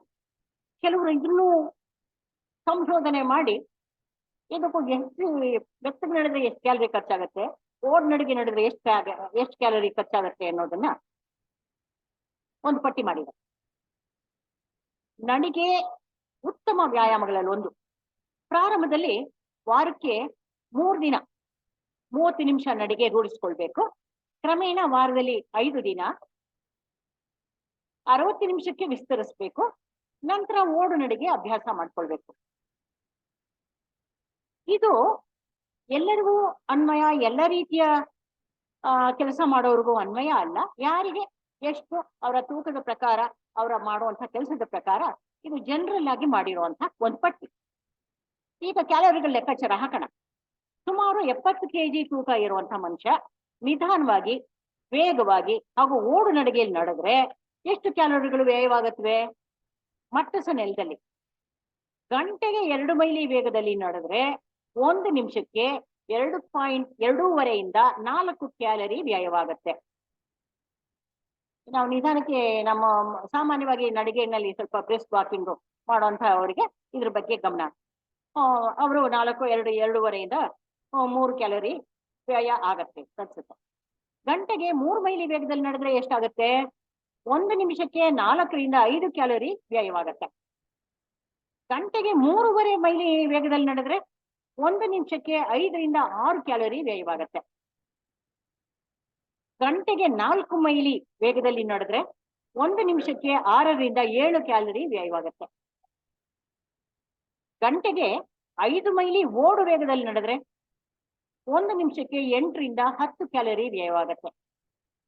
ಗಂಟೆಗೆ 5.5 ಮೈಲಿ ವೇಗದಲ್ಲಿ ಓಡಿದ್ರೆ ಎಷ್ಟು ಖರ್ಚಾಗ್ಬೋದು? 1 ನಿಮಿಷಕ್ಕೆ 10 ರಿಂದ 11 ಕ್ಯಾಲೋರಿ ವ್ಯಯವಾಗತ್ತೆ. ಸೊ ಇದನ್ನೆಲ್ಲ ನೋಡಿದಾಗ ನಾವು ವ್ಯಾಯಾಮ ಎಷ್ಟು ಮಾಡಬೇಕು, ನಡಿಗೆ ಎಷ್ಟು ಮಾಡಬೇಕು, ಆಹಾರ ಹೇಗ್ ತಿನ್ಬೇಕು, ನಿದ್ದೆ ಯಾವಾಗ ಮಾಡ್ಬೇಕು ಅನ್ನೋದನ್ನ ತಿಳ್ಕೊಂಡ್ವಿ. ಕೊನೆಯಲ್ಲಿ ಸಿರಿಧಾನ್ಯಗಳ ಬಗ್ಗೆ ಒಂದು ಮಾತು. ಈ ಸಿರಿಧಾನ್ಯ ನಾವು ಸಣ್ಣವರಿದ್ದಾಗ ನಮ್ಮ ಊರಲ್ಲಿ ಈ ನವಣೆ, ಕೊರ್ಲೆ, ಸಾಮೆ ಬೆಳೆಯೋರು, ಸಜ್ಜೆ ಬೆಳೆಯೋರು, ರಾಗಿ ಅಂತೂ ಮೊದಲಿಂದ ಇತ್ತು. ಆವಾಗ ಖಂಡಿತ ಅವಾಗೆಲ್ಲ ಸಾಮೆದು ಪಾಯಸ ಮಾಡೋರು, ಉಪ್ಪಿಟ್ಟು ಮಾಡೋರು. ನವಣೆನ ನಮಗ್ ಮುದ್ದೆ ಮಾಡ್ಬೇಕಾದ್ರೆ ಮುದ್ದೆ ಜೊತೆಗೆ ನುಚ್ಚಿನ ರೀತಿನಲ್ಲಿ ಆ ಕಡೆ ಕೋಲಾರ ಕಡೆಯವರಿಗೆ ಅಭ್ಯಾಸ ಇದೆ. ಎಷ್ಟು ಮಟ್ಟಿಗೆ ಇಲ್ಲಿನವರಿಗೆ ಅಭ್ಯಾಸ ಇದೆಯೋ ನನಗೆ ಗೊತ್ತಿಲ್ಲ. ಉತ್ತರ ಕರ್ನಾಟಕದವರೇ ಸಜ್ಜೆ ರೊಟ್ಟಿ ಅದನ್ನ ಮಾಡುವಂಥವ್ರು. ಸೊ ಆ ಥರದಲ್ಲಿ ಮಾಡಿದಾಗ ಯಾವ ಕಾಯಿಲೆಗಳು ನನಗೆ ಗೊತ್ತಿರೋ ಮಟ್ಟಿಗೆ ಕಾಯಿಲೆಗಳಿಂದ ಪೀಡಿತರಾಗಿರುವಂಥದ್ದು ಇವತ್ತು ಈ ಕಾಯಿಲೆ ಅದಕ್ಕೆ ಮಲಗಿದ್ದಾರೆ ಅನ್ನೋದನ್ನ ನಾವು ಕಂಡರಿಯವು. ಆದ ನಂತರ ಸ್ವಲ್ಪ ಸೊಫಿಸ್ಟಿಕೇಟೆಡ್ ಜೀವನ ಬಂತು, ಎಲ್ಲ ನಾಗರಿಕವಾಗಿರುವಂಥ ಇದು ಬಂತು. ಸೊ ಮಿಕ್ಸಿಗಳು ಬಂದವು, ಇತ್ಯಾದಿ ಹೊಲಗಳಿಗೆ ಹೋಗುವಂಥದ್ದು ಇಲ್ಲ. ಅದು ನಗರದಲ್ಲೂ ಕೂಡ ಬೇರೆ ಬೇರೆ ಕೆಲಸಗಳಿತ್ತು. ಇದ್ರ ಬಗ್ಗೆ ನಾವು ಇನ್ನೊಂದ್ಸಾರಿ ಅದ್ರ ಬಗ್ಗೆ ನಂದು ವಿಚಾರಗಳೇನು ಅವರವರಿಗೆ ಒಪ್ಪಿತ್ತು. ನಮ್ಮ ಭಾರತೀಯ ಆಹಾರದಲ್ಲಿ ಶರ್ಕರ ಪಿಷ್ಟಗಳಿರುವ ಆಹಾರಕ್ಕೆ ಮೇಲುವೆ ಅಕ್ಕಿ, ಗೋಧಿ ಇತ್ಯಾದಿ. ಆದರೆ ಪ್ರತಿಯೊಂದು ಆಹಾರವನ್ನು ಸೇವಿಸುವಾಗ ರಕ್ತದಲ್ಲಿನ ಗ್ಲೂಕೋಸ್ ಪ್ರಮಾಣ ಏರುತ್ತೆ. ಅದು ತಮ್ಗೆಲ್ರಿಗೂ ಗೊತ್ತಿರುವಂತ ವಿಚಾರ. ಇದನ್ನ ಗ್ಲೈಸಿಮಿಕ್ ಇಂಡೆಕ್ಸ್ GI ಎಂದು ಕರಿತೀವಿ. ಪ್ರತಿಯೊಂದು ಆಹಾರ ಪದಾರ್ಥಕ್ಕೂ ಒಂದೊಂದು ರೀತಿ GI ಇರುತ್ತೆ. 100 ಗ್ರಾಂ ಸಕ್ಕರೆಯನ್ನು ತಿಂದಾಗ ರಕ್ತದಲ್ಲಿನ ಗ್ಲೂಕೋಸ್ ಮಟ್ಟವು 100ಕ್ಕೆ ಏರುತ್ತೆ. ಅಂದ್ರೆ ಸಕ್ಕರೆಯ GI 100 ಎಂದರ್ಥ. ಅದೇ ರೀತಿ ಅಕ್ಕಿಯ GI 80 ಇದ್ದರೆ ಜೋಳ, ರಾಗಿ ಹಾಗೂ ಗೋಧಿಯ GI 70 ರಿಂದ 75 ಇರುತ್ತೆ. ನಾವು ರಾಗಿ ಕಡಿಮೆ ಅಂತ ಅನ್ಕೊಂಡಿದ್ದೆ, ಆದ್ರೆ ರಾಗಿ, ಜೋಳ ಎಲ್ಲ 70-75 GI. ಆದ್ರೆ ಸಿರಿಧಾನ್ಯಗಳ GI 55 ರಿಂದ 57 ಇರುತ್ತೆ. ಏನಂದ್ರೆ ಸಂಶೋಧನೆಗಳು ಡಯಾಬಿಟಿಕ್ ವ್ಯಕ್ತಿಯು ಸೇವಿಸುವ ಆಹಾರದ GI ಎಷ್ಟು ಕಡಿಮೆ ಇದ್ದರೆ ಅಷ್ಟು ಒಳ್ಳೆಯದು. ಸಿರಿಧಾನ್ಯಗಳಲ್ಲಿ ಪೌಷ್ಟಿಕಾಂಶಗಳು ಸಮೃದ್ಧಿಯಾಗಿವೆ. ರಾಗಿಯಲ್ಲಿ ಅತಿ ಹೆಚ್ಚು ಕ್ಯಾಲ್ಸಿಯಂ, ಪೊಟ್ಯಾಸಿಯಂ, ಸಜ್ಜೆಯಲ್ಲಿ ಕಬ್ಬಿಣ ಮತ್ತು ಬೀಟಾ ಕೆರೋಟಿನ್, ಸಾವೆಯಲ್ಲಿ ಹೆಚ್ಚಿನ ಪ್ರಮಾಣ ಶಕ್ತಿ ಹಾಗೂ ಎಲ್ಲ ಸಿರಿಧಾನ್ಯಗಳಲ್ಲಿ ಇರುವ ಅತಿ ಹೆಚ್ಚು ನಾರಿನಂಶ, ಪೋಷಕಾಂಶಗಳು ಮನುಷ್ಯನಿಗೆ ಸಮತೋಲಿತ ಆಹಾರ, ಬ್ಯಾಲೆನ್ಸ್ ಡಯಟ್ ಆಹಾರವನ್ನು ಪೂರೈಸಬಲ್ಲವು. ಸಿರಿಧಾನ್ಯಗಳಿಂದ ಏನ್ ಮಾಡ್ಬೋದು ನಮ್ಗೆ ಗೊತ್ತಿಲ್ಲ ಅಂತ ಅನ್ನೋ ಅಂಥವರಿಗೆ ಸಿರಿಧಾನ್ಯಗಳಿಂದ ರೊಟ್ಟಿ, ಮುದ್ದೆ, ಗಂಜಿ, ದೋಸೆ, ಬಾತ್ಗಳು, ಪೊಂಗಲ್ ಇತ್ಯಾದಿ ತಯಾರಿಸ್ಬೋದು. ಅದು ಅನ್ನೋದಕ್ಕಿಂತ ಅಂತ ಡಿಫ್ರೆಂಟ್ ಆಗಿರಲ್ಲ, ಯಾಕೆಂದ್ರೆ ನನಗೆ ಸ್ವ ಅನುಭವ. ಹಾಗಾಗಿ ಇದನ್ನ ರುಚಿಯಾಗೂ ಇರುತ್ತೆ, ಮಾಡ್ಕೋಬಹುದು. ಇದನ್ನ ನಾವೆಲ್ಲರೂ ಒಂದು ಟ್ರಯಲ್ ಮಾಡ್ಬೋದು. ಸರಿಯಾದ ಆಹಾರ ಸೇವನೆ, ವ್ಯಾಯಾಮ ಹಾಗೂ ಶಿಸ್ತುಬದ್ಧ ಜೀವನ ಶೈಲಿ ರೂಢಿಸಿಕೊಂಡು ಪ್ರತಿಯೊಬ್ಬರೂ ಆರೋಗ್ಯವಂತರಾಗಿ ಆಗಲಿ ಇಡೀ ಪ್ರಪಂಚ ರೋಗ ಮುಕ್ತವಾಗಲಿ, ಇಡೀ ಪ್ರಪಂಚಕ್ಕೆ ಆರೋಗ್ಯ ನೀಡುವ ಹೊಣೆ ನಮ್ಮದಾಗ್ಲಿ ಅಂತ ಆಶಿಸುತ್ತಾ ನನ್ನ ಮಾತುಗಳನ್ನ ಮುಗಿಸ್ತಾ ಇದ್ದೇನೆ.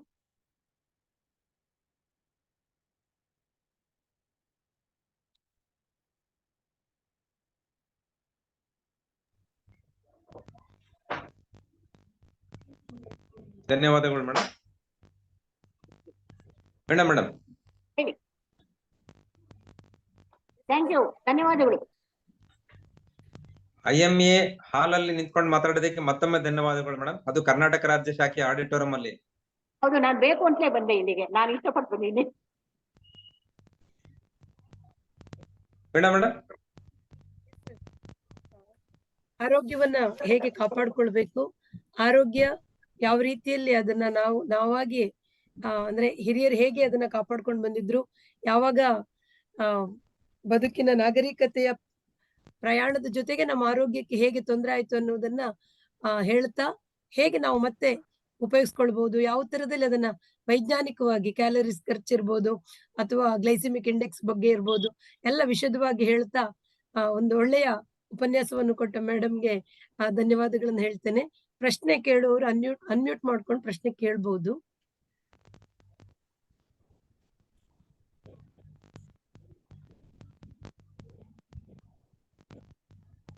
ಲಕ್ಕುಲ್ ಸರ್ ಮಾತಾಡಿ ಸರ್. ಹಲೋ, ಮಾತಾಡಿ ಸರ್. ಸರೋಜಾ ಮೇಡಮ್ ನಮಸ್ಕಾರ ಸರೋಜಾ ಮೇಡಮ್ ಅವ್ರ. ನಮಸ್ತೆ. ನಮಸ್ತೆ ಸರ್. ಡಾಕ್ಟರ್ ಮಾತಾಡೋದು. ಥ್ಯಾಂಕ್ ಯು ಮೇಡಮ್, ಹೇಳಿ ಥ್ಯಾಂಕ್ sir. ಯು. ಇವತ್ತಿನ Thank you, sir. ಕಾರ್ಯಕ್ರಮಕ್ಕೆ ಆತು, ನೀವು ಸಾಯಂಕಾಲ ಮಾಡಿದಂತ ಜಾಥಾದ ಒಂದು ಪ್ರೋಗ್ರಾಮ್ ಆತು, ಎರಡಕ್ಕೂ ಅನಂತ ಧನ್ಯವಾದಗಳು. ಭಾರತೀಯ ವೈದ್ಯಕೀಯ ಸಂಘದ ಪರವಾಗಿ ನಿಮಗೆ ಹೃತ್ಪೂರ್ವಕವಾದ ಧನ್ಯವಾದಗಳು ಮೇಡಮ್. ಚೆನ್ನಾಗಿ ಮಾತಾಡಿದ್ರು, ವಿಷಯನೂ ಚೆನ್ನಾಗಿ ಮಾಡಿ ಬಂತು. ನಮಸ್ಕಾರ ಮೇಡಮ್. ನಮಸ್ಕಾರ.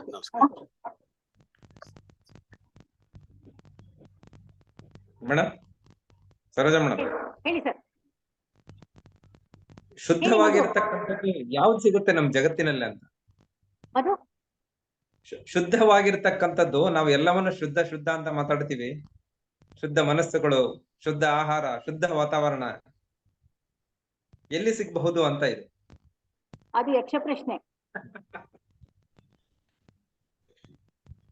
ಅದಕ್ಕೆ ಸಾಧ್ಯವಾದಷ್ಟು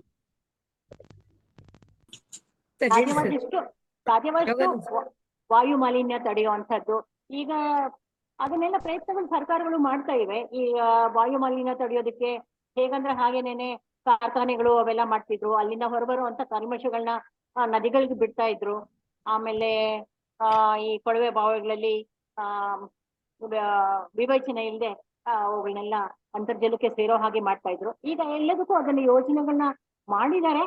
ಆದ್ರೂ ಕೂಡ ಪ್ರತಿಯೊಬ್ರು ನಮ್ಮೆಲ್ಲರ ಕರ್ತವ್ಯ ಅದನ್ನ ಮಲಿನೀಕರಣವನ್ನ ತಡೆಯುವಂಥದ್ದು.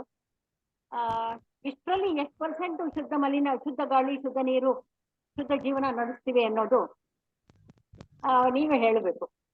ಶುದ್ಧ ಮನಸ್ಸುಗಳು ಮೇಡಮ್. ಶುದ್ಧ ಮನಸ್ಸುಗಳು ಡಿಫೆನ್ಸ್. ನಾವೆಲ್ಲ ಶುದ್ಧ ಮನಸ್ಸಿನವರೇ, ಇಲ್ಲಿರೋರೆಲ್ಲ ಶುದ್ಧ ಮನಸ್ಸಿನವರು.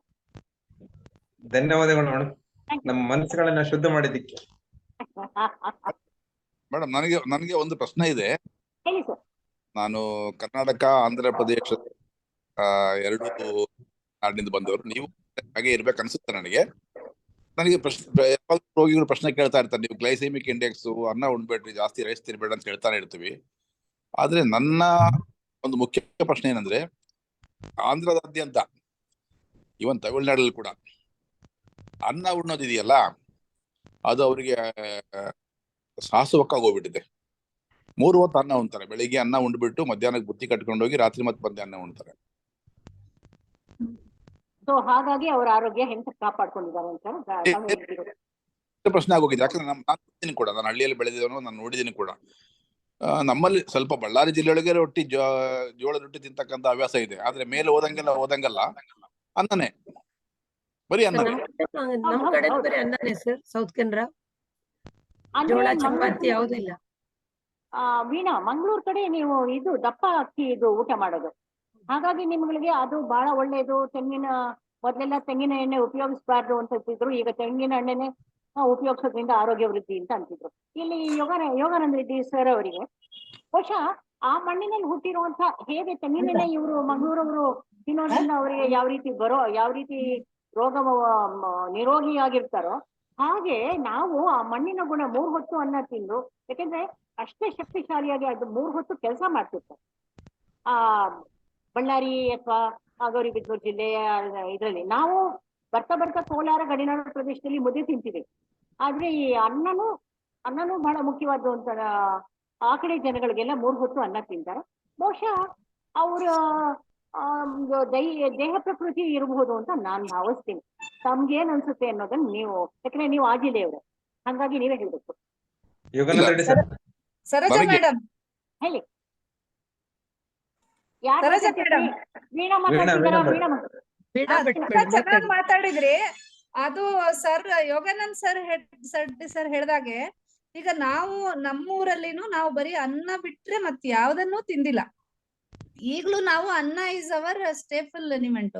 ನನಗನ್ಸೋ ಪ್ರಕಾರ ಅವರು ಸ್ಥಳೀಯವಾಗಿ ಯಾವ್ದನ್ನ ಒಗ್ಗಿಕೊಂಡಿರ್ತಾರೋ ಹೌದೌದು, ಹೌದು. ಅದು ಅವರ ಕರುಳು ಅಥವಾ ಅವರ GITಗೆ ಸೆಟ್ ಆಗಿರುತ್ತೆ. ಸಪೋಸ್ ನಾನ್ ರಾಗಿ ಮುದ್ದೆ ಒಳ್ಳೇದಂತ ರಾಗಿ ಮುದ್ದೆ ತಿಂದ್ರೆ ನನ್ಗೆ ಬೇದಿನೇ ಆಗುತ್ತೆ, ನನ್ಗೆ ಸೆಟ್ ಹೌದು. ಆಗಲ್ಲ ಅದು. ಸೊ ಈ ಮಾತು ಹಾಗಾಗಿ ಈಟ್ ಹೇಳಿ. ಲೋಕಲಿ ಥಿಂಕ್ ಗ್ಲೋಬಲಿ ಅಂತ ಹೇಳ್ತಾರಲ್ಲ ಮೇಡಮ್.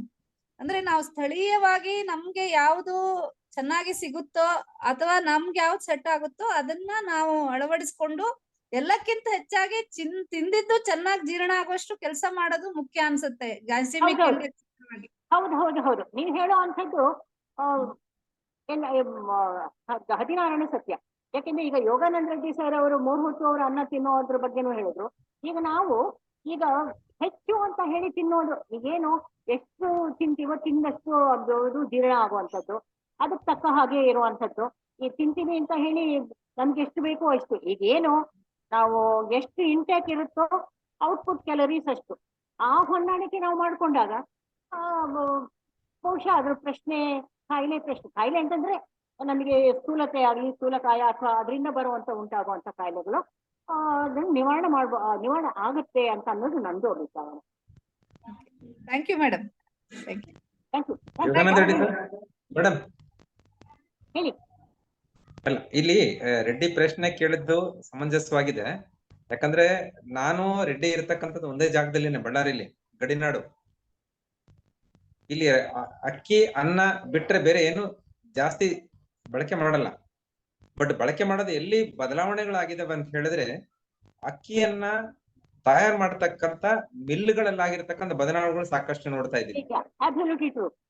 ಅಕ್ಕಿಯನ್ನ ತುಂಬಾ ನಾಜೂಕಾಗಿ ತೆಳ್ಳಗೆ ಬೆಳ್ಳಗೆ ಮಾಡಿ ಯೂಸ್ ಮಾಡ್ತಾ ಇದ್ದಾರೆ. ಹೌದು, ಅದ್ರಲ್ಲಿ ಇರುವಂತ ಪೋಷಕಾಂಶಗಳು, ತೌಡು ಎಲ್ಲಾ ತೆಗೆದು ಆ ಮೇಲ್ಮೈ ಇದನ್ನೇ ಆಗ ನೋಡಿದ್ರೆ ನಾವು ಮೊದ್ಲು ಕುಟ್ಕೋತಾ ಇದ್ವಿ. ಕುಟ್ಟಿದಾಗ ಈ ಬರೀ ಒಂದು ಲೇಯರ್ ಮಾತ್ರ ಹೊಟ್ಟು ಹೋಗೋದು ಅಷ್ಟೇ, ಮೇಲೆ ಸಿಪ್ಪೆ ಮಿಕ್ಕದೆಲ್ಲ ಕೆಂಪಗಿರೋದು. ಅಂಥದ್ದಿರೋವಾಗ ಯಾವುದನ್ನೇ ಅದ್ರಲ್ಲಿ B-ಕಾಂಪ್ಲೆಕ್ಸ್ ಹೆಚ್ಚಿರುತ್ತೆ. ಹಾಗೆ ಆಮೇಲಿಂದ ಈ ಮಲಬದ್ಧತೆ ಅವುಗಳೆಲ್ಲ ಬರ್ತಿರ್ಲಿಲ್ಲ ಅನ್ನೋದನ್ನ ನಾವು ತಿಳಿದಿದ್ದೀವಿ. ಆ ಕಾರಣಕ್ಕೆ ಬಹುಶಃ ನೀವು ಹೇಳೋದು ಹೆಚ್ಚು ಪಾಲಿಶಿಂಗ್ ಇದೆಲ್ಲ ಆಗ್ತಿರೋದು ಕಾರ್ಖಾನೆಗಳಿಂದ, ಮಿಲ್ಲುಗಳಿಂದ ಇರುವಂತದ್ದೆಲ್ಲ ಪೋಷಕಾಂಶಗಳು ತೆಗೆದು ಹೊರಬರುವಂತ ಅಕ್ಕಿಯಿಂದ ಅಂತ ಹೇಳಿ. ಬಹುಶಃ ಬರೋ ದಿನಗಳಲ್ಲಿ ಇಲ್ಲೂ ಆ ಕಾಯಿಲೆಗಳು ಜಾಸ್ತಿ ಆಗಬಹುದು. ಪೌಷ್ಟಿಕಾಂಶದ ಕೊರತೆಗಳು, ದೇಹದ ಮೇಲೆ ಆಗ್ತಕ್ಕಂತ ಹಲವಾರು ಪರಿಣಾಮಗಳು ಈಗಾಗಲೇ ನೋಡ್ತಾ ಇದೀವಿ. ನಿಜ, ನಮ್ ಕಣ್ಣು ಮುಂದೆನೇ ಈಗ ಈಗಾಗಲೇ ಬರ್ತಾ ಇದೆ ಅವಾಗ. ನಮ್ದು ಇನ್ನೊಂದು ಅಂದ್ರೆ ಈ ವ್ಯಾಯಾಮ ಅತಿಯಾದ ವ್ಯಾಯಾಮ ಅದು ಕೂಡ ನಮ್ ಗಮನದಲ್ಲಿರ್ಬೇಕು. ಹೌದೌದು, ಅತಿಯಾದ ವ್ಯಾಯಾಮ. ಹೌದು, ನಡುವೆ ವ್ಯಾಯಾಮದ ಕಡೆ ಗಮನ ಕೊಟ್ಬಿಟ್ಟು ದೇಹದಾಢ್ಯ ಕಡೆ ಗಮನ ಕೊಟ್ಬಿಟ್ಟು ನಡುವೆ ಶುರು ಮಾಡ್ತೀವಿ. ಅವಾಗ ಒಂದ್ಸಲ ಅನ್ಕೊಡಿ, ಅಂತವ್ರಿಗೆ ಮಾಡ್ತಾ ಹುಚ್ಚಿ 30 ಕಿಲೋಮೀಟರ್, 50 ಕಿಲೋಮೀಟರ್, 60 ಕಿಲೋಮೀಟರ್ ಸೈಕ್ಲಿಂಗ್ ಹೋಗೋದು, ತುಂಬಾ ದೂರ ನಡ್ಕೊಂಡು ಹೋಗೋದು, ತುಂಬಾ ದೂರ ಯಾರು ಇಲ್ಲದ ಕಡೆ ಓಡೋಗೋದು, ಇವೆಲ್ಲ ವಿಧವಲ್ಲ. ಇದ್ರ ಕಡೆನೂ ಕೂಡ ನಾವು ಸ್ವಲ್ಪ ಗಮನ ಕೊಡ್ಬೇಕಾಗ್ತದೆ ಮೇಡಮ್. ಪ್ರತಿಯೊಬ್ರು ಕೂಡ ತಮ್ಮ ಹಾರ್ಟ್ ನ ಅವಾಗ ಟೆಸ್ಟ್ ಮಾಡಿಸ್ತಾ ಇರ್ಬೇಕು. ಮತ್ತೆ ಕಂಜನೈಟಲ್ ಅನಾಮಲೀಸ್ ಯಾವಿದಾವೋ ಅವುಗಳ ಬಗ್ಗೆ ಗಮನ ಇಟ್ಕೊಂಡಿರ್ಬೇಕು ಅಂತಕ್ಕಂತ ಒಂದು ಕಿವಿ ಮಾತು ನಾವ್ ಹೇಳ್ಬೇಕಾಗತ್ತೆ ಅನ್ಸುತ್ತೆ ಎಲ್ಲರಿಗೂ. ಹೌದೌದು, ಅವಾಗ ನೀವು ನಿಯಮಿತವಾಗಿ ಡಾಕ್ಟರ್ಗೆ ತೋರಿಸೋ ಅಂತ ಒಂದು ಅಭ್ಯಾಸ ಮಾಡ್ಕೋಬೇಕು. ಆಮೇಲೆ ನಮ್ಮ ದೇಹ ಎಷ್ಟು ತಡೆಯುತ್ತೆ. ಈಗ ಅವ್ರು ಮಾಡ್ತಾರೆ ಅಂತ ಹೇಳಿ ನಾನ್ ಮಾಡೋದಾಗ್ಲಿ, ಆ ತರದ್ದು ಜಿದ್ದಾಗಿ ಮಾಡೋದಾಗ್ಲಿ, ನಾನ್ ತುಂಬಾ ಒಂದೇ ದಿನ ಆರೋಗ್ಯ ಬರುತ್ತೆ, ಶಾರ್ಟ್ ಪೀರಿಯಡ್ ಅಲ್ಲಿ ಮಾಡ್ತೀನಿ ಅಂದ್ರು ಅದೆಲ್ಲ ಅಲ್ಲ. ನಮ್ ದೇಹ ಎಷ್ಟು ತಡೆಯುತ್ತೆ ಅಷ್ಟನ್ನ ನಾವು ಅಳವಡಿಸ್ಕೋಬೇಕು. ತೀರಾ ಈಗ ಮಿಸ್ ಇಂಡಿಯಾ ಆಗೋಕೆ ಯಾರು ಹೊರಟಿಲ್ಲ, ಅಥವಾ ದಿ ಬೆಸ್ಟ್ ಮ್ಯಾನ್ ಆಗೋದಕ್ಕೆ ಏನೋ ಅವಶ್ಯಕತೆ ಇಲ್ಲ. ನಮ್ಮ ಆರೋಗ್ಯಕ್ಕೆ ಎಷ್ಟು ಬೇಕೋ ಅಷ್ಟು ಮಾಡೋದಾದ್ರೆ ಅದು ಬಹುಶಃ ಆ ರೀತಿನ ಅಳವಡಿಸ್ಕೋಬಹುದು ಅಂತ ನನ್ನ ಭಾವನೆ. ನಾವ್ ಹೇಳಿದ್ದು ಹದಿನಾರನೇ correct. Thank you. Renukadevi Prabhakar ಯಾರು ಮಾತಾಡ್ತಾರೆ, ಕೈ ಎತ್ತಿದ್ದಾರೆ. Good evening sir. Saroja madam, ತುಂಬಾ ವಿಶಾಲವಾದ ಸಬ್ಜೆಕ್ಟ್, ಆದಷ್ಟು ಎಲ್ಲ ಕವರ್ ಮಾಡ್ಲಿಕ್ಕೆ ತುಂಬಾ ಪ್ರಯತ್ನ ಮಾಡಿದ್ರಿ. ನಾನು ಒಂದು ವಿಷಯ ಅಂದ್ರೆ, ನಾನು ಹಳ್ಳಿ ಮೂಲದಿಂದ ಬಂದಿರೋಳು. ತಿಪ್ಪೆ ವಿಷಯ ಮಾತಾಡ್ತಾ ಇದ್ರಿ. ನನ್ಗೆ ಆಕ್ಚುಲಿ ಅನ್ಸೋದು ಅದ್ರಲ್ಲಿ ಅಫ್ಕೋರ್ಸ್ ಹೈಜೀನ್ ವಿಷಯದೊಂದಕ್ಕೆ ಬಿಟ್ರೆ, ಮುಂಚೆ ತಿಪ್ಪೆ ಕಾನ್ಸೆಪ್ಟ್ ಇದ್ದಿದ್ದು ತುಂಬಾ ಒಳ್ಳೇದಿತ್ತು. ಏನಕ್ಕಂದ್ರೆ ಅದ್ರಲ್ಲಿ ಏನು ಸೋರ್ಸ್ ಇದು ಅಟ್ ಸೋರ್ಸ್ ನಾವು ಸೆಗ್ರಿಗೇಷನ್ ಆಫ್ ವೇಸ್ಟ್ ಆಗೋಗ್ತಾ ಇತ್ತು. ಗೊಬ್ಬರ ಸ್ವತಃ ಅವರೇ ಮಾಡ್ಕೋತಾ ಇದ್ರು. ಫಲವತ್ತತೆಯನ್ನ ಕಾಪಾಡ್ಕೊಂತಿದ್ರು, ಭೂಮಿದು ಆರೋಗ್ಯವಾಗಿ ಬೆಳಿತಾ ಇದ್ರು. ಕಾಯಿ ಪಲ್ಯಗಳನ್ನ ಪ್ರತಿ ಒಂದು ಮನೆಗಳಲ್ಲೂ ಹಿತ್ಲುಗಳಂತ ಇರ್ತಾ ಇತ್ತು. ಆ ದಿನನಿತ್ಯ ಬೇಕಾಗುವಂತ ಕಾಯಿ ಪಲ್ಯಗಳನ್ನ ತಾಜಾವಾಗಿ ಬೆಳ್ಕೊಂಡು ತಿಂತಾ ಇದ್ರು. ಜನ ಸ್ವಾವಲಂಬ ಅಂತ ಹಳ್ಳಿಗಳ ಜೀವನಗಳು ಒಂಥರ ಸ್ವಾವಲಂಬ ಜೀವನವೂ ಆಗಿತ್ತು ಅವಾಗ. ಈಗ ನನ್ಗೆ ಊರಿಗೆ ಹೋದ್ರೆ ನೋಡ್ತೇನೆ, ಪಟ್ಟಣದಿಂದ ತರಕಾರಿ ಗಾಡಿಗಳು ಬರ್ತಾವ ಹಳ್ಳಿಗೆ. ನಗು ಬರುತ್ತೆ ನಂಗೆ ನಿಜವಾಗಿ. ಯಾಕಂದ್ರೆ ನಾವು ಮಕ್ಳಲ್ಲಿ ಓಡೋಗಿ 2 ಮೆಣಸಿನ್ಕಾಯಿ ಕಿತ್ಕೊಂಡ್ ಬಾ, ಓಡೋಗಿ 1 ಪಡವಲಕಾಯಿ ಕಿತ್ಕೊಂಡ್ ಬಾ, ಓಡೋಗಿ ಸ್ವಲ್ಪ ಸೊಪ್ಪು ಕಿತ್ಕೊಂಡ್ ಬಾ ಅಂತ ತಾಜಾವಾಗಿ ಅವ್ರವ್ರ ಕೈ ತೋಟದಲ್ಲಿ ಬೆಳೆದಿದ್ದ ತರಕಾರಿಗಳನ್ನ ಆರೋಗ್ಯಕರವಾಗಿ ಮಾಡ್ಕೊಂಡು ತಿಂತಾ ಇದ್ರು ಜನ. ಈಗ ಕಮರ್ಷಿಯಲ್ ಪ್ರಾಡಕ್ಟ್ಸ್ಗಳು ಎಲ್ಲರಿಗೂ ಬರೀ ದುಡ್ಡು ಬೇಕಷ್ಟೇ. ಆರೋಗ್ಯಕ್ಕಿಂತ ಎಲ್ಲರಿಗೂ ದುಡ್ಡು ಬೇಕು. ಕಮರ್ಷಿಯಲ್ ಪ್ರಾಡಕ್ಟ್ಸ್, ಹೂಗಳು ಬೆಳಿತಾರೆ, ಹೂಗಳು ಬಿಡ್ಸೋಕ್ ಹೋಗೋದು ಒಂದೇ ದೊಡ್ಡ ಕೆಲ್ಸ ಅವರಿಗೆ. ಬೇರೆ ಕೆಲ್ಸ ಏನು ಮಾಡ್ಕೊಳ್ಳೋದೇ ಇಲ್ಲ ಅವ್ರು. ಚಿತ್ರಾನ್ನ ಒಂದ್ ಮಾಡ್ಬಿಡೋದು, ಹೋಗೋದು, ಹೂಗಳು ಬಿಡ್ಸೋದು. ಈ ತರದ್ದು ಅನಾರೋಗ್ಯಕರವಾದ ಜೀವನ, ಹಳ್ಳಿ ವಾತಾವರಣ ಹಾಳಾಗಿದೆ. ತಿಪ್ಪೆ ಕಾನ್ಸೆಪ್ಟ್ ಇದ್ದಾಗ ಆಕ್ಚುಲಿ ಭೂಮಿ ಫಲವತ್ತತೆ ತುಂಬಾ ಚೆನ್ನಾಗಿತ್ತು ಅಂತ ನನ್ಗನ್ಸ. ನಾನು ತಿಪ್ಪೆ ತುಂಬಾ ಗೊಬ್ಬರ, ಬಹಳ ಫಲವತ್ತಾದ ಗೊಬ್ಬರ ಗೊತ್ತು. ನಾನು ಹೇಳಿದ್ದು ತಿಪ್ಪೆ ಮನೆ ಪಕ್ಕಗಳಲ್ಲಿ, ಬಹುಶಃ ನಿಮ್ಮ ಊರುಗಳ ಕಡೆ ಮನೆ ಪಕ್ಕಗಳಲ್ಲಿ ತಿಪ್ಪೆ ಗುಂಡಿ ಇರೋದು. ನಿಮ್ಮ ಊರುಗಳ ಕಡೆ ಇದೆಯೋ ಇಲ್ಲೋ ನಂಗೆ ಗೊತ್ತಿಲ್ಲ. ಅಲ್ಲಿ ಈ ಗಂಜಿಲ, ಈ ನೀರು ಇದು ಹಾಕಿದಾಗ ಅದು ಹೊರದು ಬರೋದು. ಅದು ಸರಿಯಾದ ಕಾಲುವೆ ವ್ಯವಸ್ಥೆ ಇಲ್ಲದೆ ವ್ಯವಸ್ಥಿತವಾಗಿ ಅದನ್ನೇ ಸ್ವಲ್ಪ ಮಾರ್ಪಾಡು ವ್ಯವಸ್ಥಿತವಾಗಿ ಮಾಡ್ಬೇಕಿತ್ತು. ಅದು ಬಿಟ್ಟು ಈಗ ಅದನ್ನ ತೆಗೆದ್ಬಿಟ್ಟು ಈಗ ತಿಪ್ಪೆಗಳು ಕಾಣೋದೇ ಇಲ್ಲ.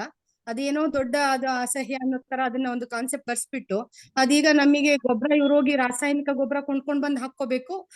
ಗೊಬ್ಬರಗಳಂತ ಸಿಗೋದೇ ಇಲ್ಲ. ಕೆರೆಗಳು ಅಷ್ಟೇ, ಗೋಡು ಅಂತ ಹೊಡಿಯೋರು. ಅವಾಗ ಅದು ಆಟೋಮೆಟಿಕ್ ಆಗಿ ನೀರು ಶೇಖರಣೆ ಎಲ್ಲ ಕರೆಕ್ಟ್ ಆಗಿ ಆಗ್ತಾ ಇತ್ತು. ಇದೆಲ್ಲನೂ ಈ ನಾಗರಿಕತೆ ಇದ್ರಲ್ಲಿ ಎಲ್ಲ ಕಳ್ದೋಗ್ಬಿಟ್ಟಿದೆ ವಾತಾವರಣ ಅಲ್ಲಿ. ಬೆಂಗಳೂರಲ್ಲಿ ಸುತ್ತಮುತ್ತ 80 ಕೆರೆಗಳಿತ್ತು ಮೇಡಮ್. ಈಗ 80 ಕೆರೆಗಳಲ್ಲಿ 10 ಕೆರೆಗಳು ಇದ್ದಂಗಿಲ್ಲ. ಎಲ್ಲಾನು ಇದನ್ ಮಾಡ್ಬಿಟ್ರು. ಕೆರೆಗಳಿದ್ದಾಗ ಸೊಳ್ಳೆ ಬರುತ್ತೆ ಅಂತಲೋ ಏನೋ ಎಲ್ಲ ನಾಶ ಆಗೋಯ್ತು ಬಿಡಿ. ಈಗ ಮತ್ತೆ ನಾವು ಬಂದು ಈ ಕೆರೆಗಳನ್ನ ಮರುಪೂರಣ ಮಾಡಿ ಇಲ್ಲಿ ಅರ್ಕಾವತಿ ಕೆರೆ ಶುರುವಾಗ್ತಾ ಇದ್ದಿದ್ದು ಬಸವನಗುಡಿ ಬಸವನ ದೇವಸ್ಥಾನದ, ನಾನು ಓದ್ತಾ ಇದ್ದಾಗ ನನಗೊಂದು ಗಮನ ಬಂತು. ಅಲ್ಲಿ ಬಸವನಗುಡಿ ದೇವಸ್ಥಾನದ ನಾನು 65ನೇ ಇಸ್ವಿನಲ್ಲಿ ಆ ಕಡೆಗೆ ಹೋದಾಗ ಬಸವನಗುಡಿ ಅಕ್ಕಪಕ್ಕದಲ್ಲಿ ನದಿ ಹೋಗ್ತಾ ಇದ್ರೆ, ನದಿ ಯಾವಾಗಾದ್ರೂ ನೀರು ಹರಿತಾ ಇದ್ರೆ ಸಣ್ಣ ಸಣ್ಣ ಕಲ್ಲುಗಳು, ಮಣ್ಣು, ಮರಳು ಇತ್ತು. ಅಲ್ಲಿ ಉದ್ಭವ ಆಗೋದು ಅರ್ಕಾವತಿ, ಅಲ್ಲಿಂದ ಶುರು ಆಗೋದು. ಈಗ ಅರ್ಕಾವತಿ ಅದು ಯಾವ ಸ್ಥಿತಿಗೆ ಬಂದಿದೆ ಅಂದ್ರೆ ಆ ಕೊಚ್ಚೆ ಇದಾಗೋಗಿದೆ. ಎಲ್ಲ ಮಾನವ ನಿರ್ಮಿತ. ಇದಕ್ಕೆಲ್ಲ ಎಲ್ಲರೂ ಕೈ ಜೋಡಣೆ ಆಗ್ಬೇಕು, ಎಲ್ಲಾನು ಶುದ್ಧೀಕರಣ ಎಲ್ಲ ಕವರ್ ಮಾಡಿದ್ರಿ ಮೇಡಮ್, ಚೆನ್ನಾಗಿ ಮಾತಾಡಿದ್ರಿ. ಧನ್ಯವಾದ. Thank you. ಧನ್ಯವಾದ.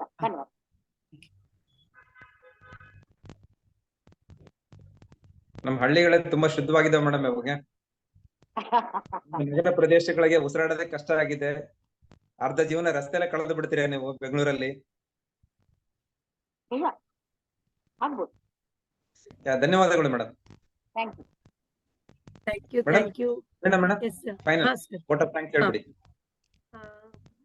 ಮೇಡಮ್ ಹೇಳಿದ ಹಾಗೆ, ಯೋಗಾನಂದ ರೆಡ್ಡಿ ಸರ್ ಹೇಳಿದಾಗೆ ಕೂಡ ಜಾಸ್ತಿ ಎಕ್ಸರ್ಸೈಸ್ ಕೂಡ ಈಗ ಆಗ್ಬಾರ್ದು. ಯುಕ್ತಾಹಾರ ವಿಹಾರಸ್ಯ ಅಂತ ಕೃಷ್ಣ ಹೇಳಿದಾನೆ ಭಗವದ್ಗೀತೆಯಲ್ಲಿ. ಅಂದ್ರೆ ಅನಗತ್ಯ ಉಪವಾಸವು ಅಥವಾ ಜಾಸ್ತಿ ತಿನ್ನೋದು, ಕಡಿಮೆ ತಿನ್ನೋದು, ವಿಹಾರ ಕೂಡ ಎಷ್ಟ್ ಬೇಕು ಅಷ್ಟ್ ಮಾಡಿದ್ರೆ ಆರೋಗ್ಯ ಚೆನ್ನಾಗಿರುತ್ತೆ ಅಂತ. ಈ ವಿಶ್ವ ಆರೋಗ್ಯದ ದಿನ, ಆರೋಗ್ಯ ಎಲ್ಲರಿಗಾಗಿ, ಎಲ್ಲರಿಗಾಗಿ ಆರೋಗ್ಯ ಎನ್ನುವ ಧ್ಯೇಯವಾಕ್ಯದೊಡನೆ ಎಲ್ಲರ ಆರೋಗ್ಯಕ್ಕಾಗಿ ನಮ್ಮನ್ನು ನಾವು ಸಮರ್ಪಿಸಿಕೊಂಡ ವೈದ್ಯರು ಹಾಗೂ ನಮ್ಮ ಆರೋಗ್ಯಕ್ಕಾಗಿಯೂ ಕೂಡ ನಮ್ಗೆ ನಾವು ಸಮಯವನ್ನ ಕೊಡ್ಬೇಕು, ಒಳ್ಳೆ ಆಹಾರವನ್ನ ತಗೊಳ್ಬೇಕು. ಆಮೇಲೆ ಈ ನಾನ್ ಕಮ್ಯುನಿಕೇಬಲ್ ಡಿಸೀಸಸ್ ಏನಿದೆ, ಹೈಪರ್ ಟೆನ್ಷನ್ ಇರ್ಬೋದು, ಡಯಾಬಿಟಿಸ್ ಇರ್ಬೋದು, ಇವುಗಳು ಬಾರದ ಹಾಗೆ ನಾವು ಏನ್ ಮುಂಜಾಗ್ರತೆಯನ್ನ ತಗೊಳ್ಕೊಳ್ಬೇಕು, ಅದಲ್ಲದೆ ಒಳ್ಳೆಯ ಲೈಫ್ ಸ್ಟೈಲ್ಸ್ ಅನ್ನ, ಸ್ಮೋಕಿಂಗ್ ಇರ್ಬೋದು, ಆಲ್ಕೋಹಾಲ್ ಇರ್ಬೋದು, ಇವುಗಳನ್ನ ವೈದ್ಯರುಗಳು ತ್ಯಜಿಸೋದರ ಜೊತೆಗೆ ಇನ್ನೊಬ್ರಿಗೆ ನಾವು ಹೇಳಲಿಕ್ಕೆ ಕೂಡ ಸ್ಮೋಕ್ ಮಾಡಬೇಡ ಅಥವಾ ಕುಡಿಬೇಡ ಅಂತ ಹೇಳುವಂತ ಒಂದು ಇವಾಗದ ಒಂದನ್ನ ನೋಡಿದ್ರೆ ಎಲ್ಲ ಕಾನ್ಫರೆನ್ಸ್ಗಳಲ್ಲಿ ಎಲ್ಲ ಇದನ್ನ ಅವಾಯ್ಡ್ ಮಾಡ್ಬೇಕು ಅನ್ನುವಂಥದ್ದನ್ನ ರಿಕ್ವೆಸ್ಟ್ ಲೆಟರ್ ಎಲ್ಲ MA ಬ್ರಾಂಚ್ಗಳಿಗೆ ಹೋಗಿದ್ದಕ್ಕೆ ಸೆಮಿನಾರ್ಗಳಲ್ಲಿ ಇರ್ಬೋದು, ಕಾನ್ಫರೆನ್ಸ್ಗಳಲ್ಲಿ ಇರ್ಬೋದು. ಇವುಗಳನ್ನ ನಾವು ಗಮನದಲ್ಲಿ ಇಟ್ಕೊಂಡು ಒಳ್ಳೆಯ ಆಹಾರ, ಒಳ್ಳೆಯ ಜೀವನ ಶೈಲಿ, ಸಕ್ರಿಯವಾಗಿ ಬದುಕನ್ನ ಅಂದ್ರೆ ಪಾಸಿಟಿವ್ ಥಿಂಕಿಂಗ್, ಒಳ್ಳೆ ವಿಚಾರಗಳನ್ನ ಮನಸ್ಸಿನಲ್ಲಿ ನಡೆಸ್ತಾ ಇದ್ದಾಗ ಒಳ್ಳೆಯ ಬದುಕನ್ನ ಬದುಕಬಹುದು ಅಂತ ಹೇಳ್ತಾ ಈ ಕಾರ್ಯಕ್ರಮಕ್ಕೆ ಒಳ್ಳೆಯ ಮಾತುಗಳನ್ನಾಡಿದ್ದ ಜಯಲಾಲ್ ಸರ್ ಹಾಗೂ ಸರೋಜಾ ಮೇಡಮ್ ಅವರಿಗೆ ಭಾರತೀಯ ವೈದ್ಯಕೀಯ ಸಂಘ ಕರ್ನಾಟಕ ಶಾಖೆಯ ಪರವಾಗಿ ಅನಂತ ಧನ್ಯವಾದಗಳನ್ನ ಹೇಳ್ತಾ ಇದ್ದೀನಿ.